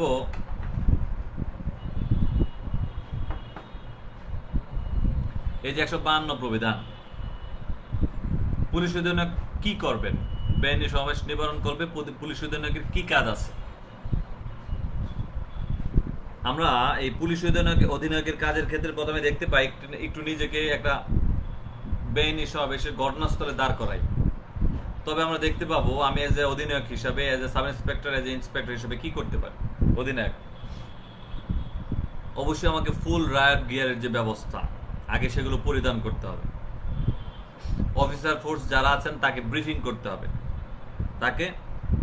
করতে হবে, জনসাধারণ একদম কাছে না গিয়ে দূরে থেকে তাদেরকে ছত্রভঙ্গের নির্দেশ দেওয়ার যে প্রয়োজনীয় পদক্ষেপ, সে পদক্ষেপ গ্রহণ করতে হবে। ব্যারিকেড দেওয়া, এমন কোনো ভাষা, এমন কোনো কথা উচ্চারণ করা যাবে না যেন তারা আপনার কথায় ক্ষুব্ধ হয়,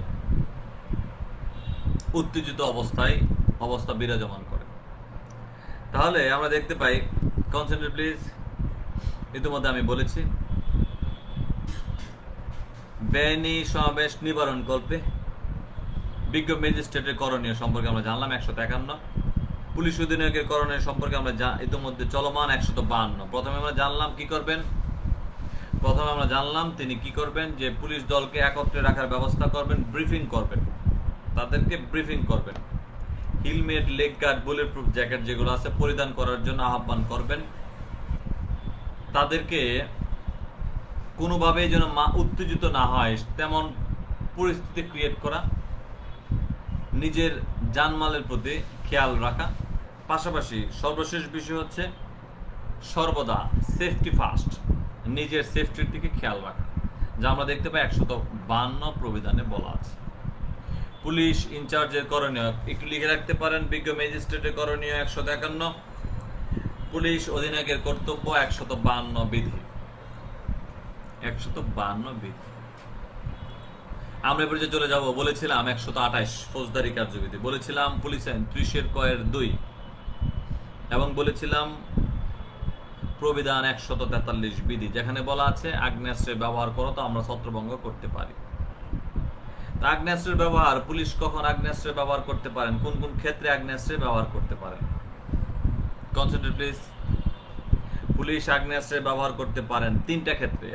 এভরিবডি অ্যাটেনশন প্লিজ। পুলিশ আগ্নেয়াস্ত্রের ব্যবহার করতে পারেন 3টা ক্ষেত্রে। আমি জানি আপনারা অনেকেই বিষয়গুলো জানেন, তবে সহজ বিষয়টাকে আরেকটু সহজ করা, বুঝা গেছে? এবং পরীক্ষায় যেন ভালো একটা প্রিপারেশন নিয়ে আমরা যেতে পারি, সেই জন্য আমাদের এই ক্ষুদ্র প্রয়াস। দয়া করে সবাই বিষয়গুলো শুনবেন, ভালোভাবে রপ্ত করার জন্য চেষ্টা করবেন, সহজ বিষয়টা যেন আবার ভুল না হয়। তাহলে আমরা যেখানে জানি যে আগ্নেয়াস্ত্রের ব্যবহার আমরা 3টা ক্ষেত্রে করতে পারি। কি কি ক্ষেত্র? আত্মরক্ষার ব্যক্তিগত অধিকার, দণ্ডবিধি আইনের 96 থেকে 106।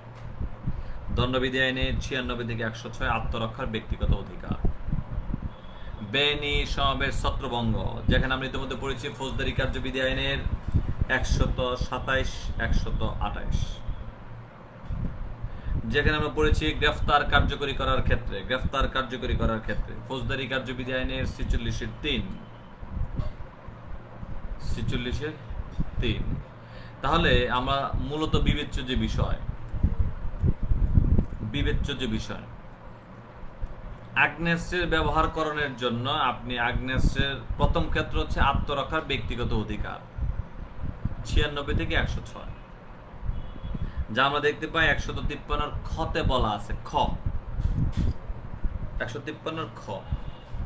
আবার 153 গতে বলা আছে বেআইনি সমাবেশ ছত্রভঙ্গের ক্ষেত্রে আপনি আগ্নেয়াস্ত্রের ব্যবহার করতে পারেন। এবং 153 ঘ ঘড়ির গতে বলা আছে গ্রেফতার কালে যদি অপরাধী মৃত্যুদণ্ড কিংবা যাবজ্জীবন কারাদণ্ডের দণ্ডনীয় অপরাধী হয় তবে আপনি আগ্নেয়াস্ত্রের ব্যবহার করতে পারেন। এখন এটাকে মনে রাখার প্রক্রিয়া কি? এটা মনে রাখার প্রক্রিয়া হচ্ছে একটা শব্দ, আবেগ। একটা শব্দ মনে রাখবেন, আমি একটু লিখি, আপনারা লেখেন কিনা আমি জানি না। আবেগ। সরেয়া বয়াকার বে গ, সরেয়া মানে কি আত্মরক্ষার ব্যক্তিগত অধিকার। বয়াকার বে দিয়ে বোঝানো হয়েছে বেআইনি সমাবেশ, গ দিয়ে বোঝানো হয়েছে গ্রেফতার। আত্মরক্ষার ব্যক্তিগত অধিকার, গ্রেফতার এবং বেআইনি সমাবেশ, এই তিনটার ক্ষেত্রে আমরা আগ্নেয়াস্ত্র ব্যবহার করতে পারি। কিন্তু মূল বই যদি পর্যালোচনা করি, আত্মরক্ষার ব্যক্তিগত অধিকার, বেআইনি সমাবেশ, গ্রেফতার, এই তিনটা বিষয় একই সাথে বলা আছে 153 ক বিধির মধ্যে, ক, এবং সেগুলোকে পরবর্তীতে খ, গ, ঘতে কনভার্ট করা হয়েছে। তাহলে আমরা কয়টা ক্ষেত্রে আগ্নেয়াস্ত্র ব্যবহার করতে পারি? ইতিমধ্যে আমরা জেনেছি কয়টা ক্ষেত্রে আগ্নেয়াস্ত্র ব্যবহার করতে পারি, কোন বিধান মোতাবেক আগ্নেয়াস্ত্র ব্যবহার করতে পারি। প্রথমে হচ্ছে 153 প্রবিধান মোতাবেক আগ্নেয়াস্ত্র ব্যবহার করতে পারি। বাট আমরা যদি একটু স্পেসিফিকলি জানতে চাই, তবে আমরা জানবো আত্মরক্ষার ব্যক্তিগত অধিকার প্রয়োগার্থে আগ্নেয়াস্ত্রের ব্যবহার 153 খ, বেআইনি সমাবেশ নিবারণ কল্পে আগ্নেয়াস্ত্রের ব্যবহার 153 গ, গ্রেফতার, যেখানে গ্রেফতারের ক্ষেত্রে আপনি মৃত্যুদণ্ডযোগ্য অপরাধী, যাবজ্জীবন কারাদণ্ডযোগ্য অপরাধী, সেক্ষেত্রে আগ্নেয়াস্ত্র ব্যবহার করতে পারেন 153 ঘ বিধি মোতাবেক, ঘ বিধি মোতাবেক। তাহলে প্রথমে আমরা এতটুকু জানলাম যে আগ্নেয়াস্ত্রের ব্যবহার 153 বিধি, এবং আমরা পার্ট পার্ট বা আলাদা আলাদাভাবে জেনেছি। আত্মরক্ষার ব্যক্তিগত অধিকার খ, বেআইনি সমাবেশ গ, এবং গ্রেফতার ঘ, তিনটা বিষয়ই 153 কতে বর্ণিত আছে। আগ্নেয়াস্ত্র ব্যবহারের ক্ষেত্রে সতর্কবাণী, অবশ্যই সতর্কবাণী উচ্চারণ করতে হবে 154 বিধি মোতাবেক সতর্কবাণী উচ্চারণ করতে হবে। এই সতর্কবাণী উচ্চারণ করার কথা বলা আছে 154 বিধিতে। অবশ্যই আপনাকে গুলি বর্ষণের পূর্বে জানাই দেবে আমরা কিন্তু গুলি বর্ষণ করব। আপনারা দয়া করে ছত্রভঙ্গ হয়ে যান, এমন কোনো পরিস্থিতি ক্রিয়েট করবেন না যেখানে আমরা গুলি বর্ষণ করতে বাধ্য হই। 154। এখন আপনি গুলি বর্ষণের পূর্বে এই যে সতর্কবাণী উচ্চারণ, সেটা বলা আছে 154। গুলি বর্ষণ করাকালীন কি করবেন? আমরা দেখতে পাই গুলি বর্ষণ করাকালীন 155 বিধি মোতাবেক বলা আছে গুলি নিয়ন্ত্রণ করতে হবে। আপনি গুলি বর্ষণ শুরু করছেন, ছত্রভঙ্গ হয়ে গেছে তারা, তবে তাৎক্ষণিকভাবে গুলি নিয়ন্ত্রণ করবেন, আর কোনো গুলি বর্ষণ করা যাবে না। 155। তাহলে যে 155 মধ্যে কি বলছে? গুলি নিয়ন্ত্রণ। অবশ্যই প্রয়োজনের অতিরিক্ত বল প্রয়োগ করা যাবে না, অতিরিক্ত ক্ষতি করা যাবে না, এলোপাথারি গুলি করা যাবে না, নির্ধারিত লক্ষ্যে গুলি ছুটতে হবে, অপরিহার্য কারণ ব্যতীত বড় রকমের ক্ষতি সাধন করা যাবে না, উদ্দেশ্য সাধিত হওয়া মাত্রই গুলি নিয়ন্ত্রণ করতে হবে। 155 বিধি। সর্বশেষ কার্যক্রম আমাদের, যেখানে আমরা দেখতে পাই যে আগ্নেয়াস্ত্র ব্যবহারের পর করণীয় কি। আগ্নেয়াস্ত্র ব্যবহারের পর করণীয় কি আমরা দেখি। আগ্নেয়াস্ত্র ব্যবহারের পর করণীয় যেখানে বর্ণিত আছে 156 বিধির মধ্যে। একদম সহজ ভাষায় আমরা জানবো, তিনটা কাজ করবেন আগ্নেয়াস্ত্র ব্যবহারের পর। তিনটা কাজ। একটু নিজেকে একটা আগ্নেয়াস্ত্র ব্যবহার করলেন, ক্রাইম সিনের মধ্যে দাঁড় করান, আপনি হচ্ছে নিয়ন্ত্রণকারী কর্মকর্তা। কি করবেন আপনি? আগ্নেয়াস্ত্র ব্যবহার শেষ, যারা আহত হয়েছে তাৎক্ষণিকভাবে হাসপাতালে প্রেরণ করবেন, যারা নিহত হয়েছে তাৎক্ষণিকভাবে মর্গে প্রেরণ করবেন, এবং গুলির খুশা মিলিয়ে একটা পূর্ণাঙ্গ প্রতিবেদন দিবেন। আমরা সবাই জানি বিষয়টা, তাই না? আগ্নেয়াস্ত্র ব্যবহারের পর করণীয় কি? তাহলে পর করণীয় আমরা জানলাম 156। হাসপাতালে প্রেরণ আহতকে, মর্গে প্রেরণ নিহতকে, এবং গুলির খুশা মিলিয়ে পূর্ণাঙ্গ প্রতিবেদন ঊর্ধ্বতন কর্তৃপক্ষের বরাবর প্রেরণ 156।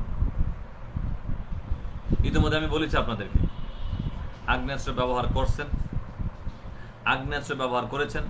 এই যে আগ্নেয়াস্ত্র ব্যবহার করেছেন, এই আগ্নেয়াস্ত্র ব্যবহার করানোর পর বিচার বিভাগীয় তদন্ত হয়।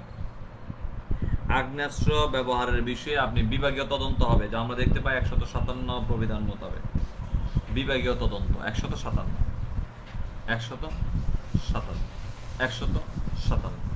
মনে রাখবেন, কখনো 156 সাথে যে আহতকে হাসপাতাল, নিহতকে মর্গে, গুলির খোসা মিলিয়ে রিপোর্ট প্রদান, আলাদা কোনো প্রবিধান ব্যবহার করতে হবে না। আলাদা কোনো প্রবিধান ব্যবহার করতে হবে না। শুধুমাত্র 156 ধারার যে করণীয় তিনটা লিখলেই হবে। করণীয় তিনটা লিখলেই হবে। তাহলে এই হচ্ছে আমাদের 56 প্রবিধান গুলিবর্ষণের পর করণীয় কি? গুলিবর্ষণের পর বিভাগীয় তদন্ত কোন বিধান মোতাবেক করার বিধান রয়েছে? 157 প্রবিধান, 157 প্রবিধান। আর ইতিমধ্যে আমরা পড়েছি যে আগ্নেয়াস্ত্র ব্যবহারকরণ শেষ, প্রয়োজনে আমরা সামরিক শক্তি আহ্বান করতে পারি। 158 বিধি মোতাবেক সামরিক শক্তি আহ্বান করারও বিধান রয়েছে 158 প্রবিধান মোতাবেক। তাহলে এই যে আমরা আজকে যা পড়লাম প্রবিধান থেকে, কি পড়লাম ইতিমধ্যে? পুলিশ বেআইনি সমাবেশ নিবারণকল্পে কাজ করে থাকেন, বিজ্ঞ ম্যাজিস্ট্রেট বেআইনি সমাবেশ নিবারণকল্পে কাজ করে থাকেন। পাশাপাশি জানলাম যে ক্ষেত্র মধ্যে সামরিক শক্তি আহ্বান করতে পারি, অসামরিক শক্তি আহ্বান করতে পারি, জনসাধারণের সাহায্য নিতে পারি। প্রবিধানের দিকে যদি আমরা পর্যালোচনা করি, বেআইনি সমাবেশ নিবারণকল্পে বিজ্ঞ ম্যাজিস্ট্রেটের করণীয় 151, বিজ্ঞ ম্যাজিস্ট্রেটের করণীয় 151, পুলিশ অধিনায়কের করণীয় 152, কোন কোন ক্ষেত্রে আগ্নেয়াস্ত্র ব্যবহার করতে পারেন 153, আগ্নেয়াস্ত্র ব্যবহার করার পূর্বে করণীয় 154, আগ্নেয়াস্ত্র ব্যবহার করার পরে করণীয় 100, সময় করণীয় 155, আগ্নেয়াস্ত্র ব্যবহার করার পরবর্তীতে করণীয় কি 156 বিধি। বিচার বিভাগীয়, যেটাকে বলেছি যে বিভাগীয় তদন্ত হয়ে থাকে আগ্নেয়াস্ত্র ব্যবহার সম্পর্কে 157 বিধি মোতাবেক। এবং সর্বোপরি সামরিক শক্তি আহ্বান করতে পারছেন, সামরিক শক্তি আহ্বান 158 বিধি মোতাবেক, 158 বিধি মোতাবেক। তাহলে এই যে এতক্ষণ আলোচনায় ছিলাম, আমরা যে বিষয়গুলো আলোচনা করেছি সেই বিষয়গুলো আমরা অবশ্যই পুঙ্খানুপুঙ্খভাবে রপ্ত করার চেষ্টা করব, লেখার মাধ্যমে মুখস্থ করার জন্য চেষ্টা করব, এবং যে বিষয়গুলো আমরা জেনেছি সেই বিষয়গুলো থেকে সর্বশেষ পার্ট কি কি প্রশ্ন আসতে পারে সর্বশেষ একটা সামারি আমরা নিয়ে নিই। কনসেন্ট্রেট প্লিজ, একটু আমরা এই পর্যায়ে সামারি নিব। সামারি বলতে বোঝাচ্ছি যে বিষয়গুলো আমরা পড়েছি, যে বিষয়গুলো থেকে কি কি প্রশ্ন আসতে পারে সর্বশেষ বিষয়। পরীক্ষার পূর্বে আমরা এই বিষয়গুলো যদি একটু রপ্ত করে যাই, এই বিষয়গুলো যদি আমরা একটু শুনে যাই, অবশ্যই আমাদের বেশি বেশি মেমোরাইজ হবে, পরীক্ষায় দেওয়ার জন্য সহজসাধ্য হবে। আলোচ্য ক্লাসটি আপনারা যদি শেয়ার করে রাখেন নিজের টাইমলাইনে, অবশ্যই আপনাদের জন্য সুবিধা হবে, যে কোনো সময় আপনারা শুনতে পাবেন। তাহলে যেখানে ছিলাম, কনসেন্ট্রেট প্লিজ, প্রবিধান থেকে কি কি প্রশ্ন আসতে পারে? আগ্নেয়াস্ত্রের ব্যবহার বিধি সম্পর্কে প্রবিধান অনুযায়ী আলোচনা করুন। আগ্নেয়াস্ত্রের ব্যবহার বিধি সম্পর্কে প্রবিধান অনুযায়ী আলোচনা 153। আগ্নেয়াস্ত্রের ব্যবহার সম্পর্কে এই যে প্রবিধান অনুযায়ী আলোচনা বললেন, বেআইনি সমাবেশ নিবারণ কল্পে বিজ্ঞ ম্যাজিস্ট্রেটের করণীয় আলোচনা করুন। বেআইনি সমাবেশ নিবারণ কল্পে পুলিশ অফিসারের করণীয় আলোচনা করুন 152। ম্যাজিস্ট্রেটের করণীয় 151। আগ্নেয়াস্ত্রের ব্যবহার 153। আগ্নেয়াস্ত্র ব্যবহারের পূর্বে করণীয় আলোচনা করুন 154। আগ্নেয়াস্ত্র ব্যবহারের সময় করণীয় আলোচনা করুন 155। আগ্নেয়াস্ত্র ব্যবহারের পরবর্তীতে করণীয় কি আলোচনা করুন 156। আগ্নেয়াস্ত্র ব্যবহার শেষে বিভাগীয় তদন্ত করার বিধিবিধান 157 বিধান মোতাবেক। সামরিক শক্তি আহ্বান 158 বিধান মোতাবেক, 158 বিধান মোতাবেক।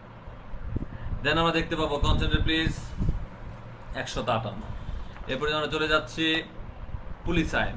পুলিশ আইনের দিকে যদি আমরা কনসেন্ট্রেট করি, যেখানে আমরা দেখতে পাবো পুলিশ আইনের মধ্যে বর্ণিত আছে জনসমাবেশ শোভাযাত্রা কে নিয়ন্ত্রণ করতে ক্ষমতাবান। জনসমাবেশ শোভাযাত্রা কে নিয়ন্ত্রণ করতে ক্ষমতাবান? 30-1 পুলিশের এএসপি থেকে তদন্ত কর্মকর্তা। জনসমাবেশ শোভাযাত্রাকারীদের লাইসেন্স নিতে কে বাধ্য করতে ক্ষমতাবান? জেলা ম্যাজিস্ট্রেট। 30-2 লাইসেন্স দিতে কে ক্ষমতাবান? 30-3 পুলিশ সুপার। শর্তাবলী আরোপ করবেন কোন বিধান মোতাবেক? 30-4 সভা সমাবেশকারীদের সভা সমাবেশের শর্ত লঙ্ঘনে মৌখিকভাবে ছত্রভঙ্গের নির্দেশ কে দিতে পারেন?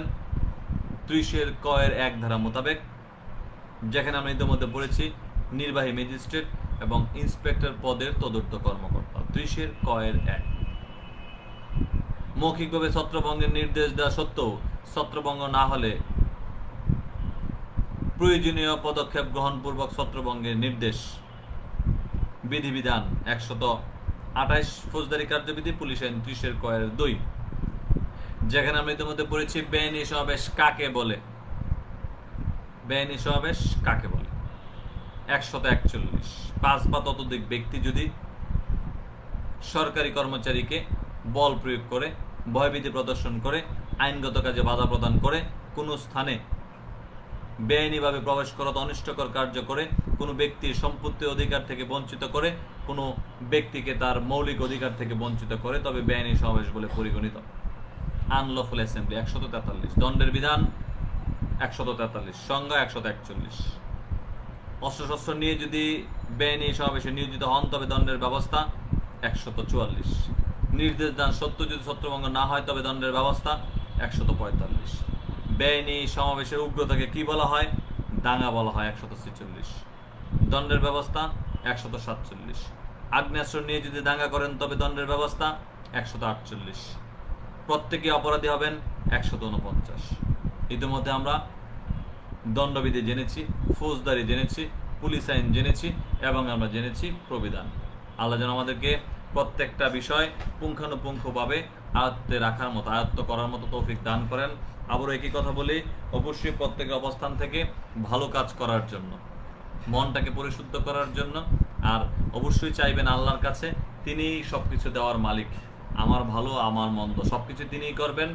প্রত্যেকের অবস্থান থেকে আমরা যদি চাইতে পারি অবশ্যই পাবো, তবে চাওয়ার পাশাপাশি আমাদেরকে কষ্ট করতে হবে। চাওয়ার পাশাপাশি আমাদের কষ্ট করতে হবে। আল্লাহ যেন আমাদেরকে সেই তৌফিক দান করেন ভালো কাজ করার, ভালো কাজের মাধ্যমে পুলিশ বাহিনীর সুনাম অর্জন করার, গৌরব, আমাদের যে ভাবমূর্তি উন্নয়ন করার, পাশাপাশি নিজের ব্যক্তিত্বের উন্নয়ন করার এবং একটা পদোন্নতি, ভালো একটা পদোন্নতি, উত্তর পদোন্নতি নেওয়ার মাধ্যমে পরিবারকে ডিগনিটি অর্জন করা। নিজের ডিগনিটি, পরিবারের ডিগনিটি। সবসময় বলি আমি, অবশ্যই পরিবারের জন্য হলেও আপনাকে পদোন্নতি নিতে হবে।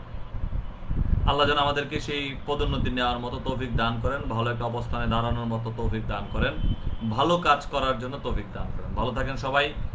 আজকে পর্যন্তই। ভুল ত্রুটি ক্ষমা মার্জনীয়। আপনাদের যে কোনো প্রয়োজনে আমি আছি, যে কোনো বিষয়ে আমি আছি, প্রতিনিয়ত চেষ্টা করব থাকার জন্য। আল্লাহ যেন আমাকে সুস্থ রাখেন, আপনাদের সবাইকে সুস্থ রাখেন। আসসালামু আলাইকুম।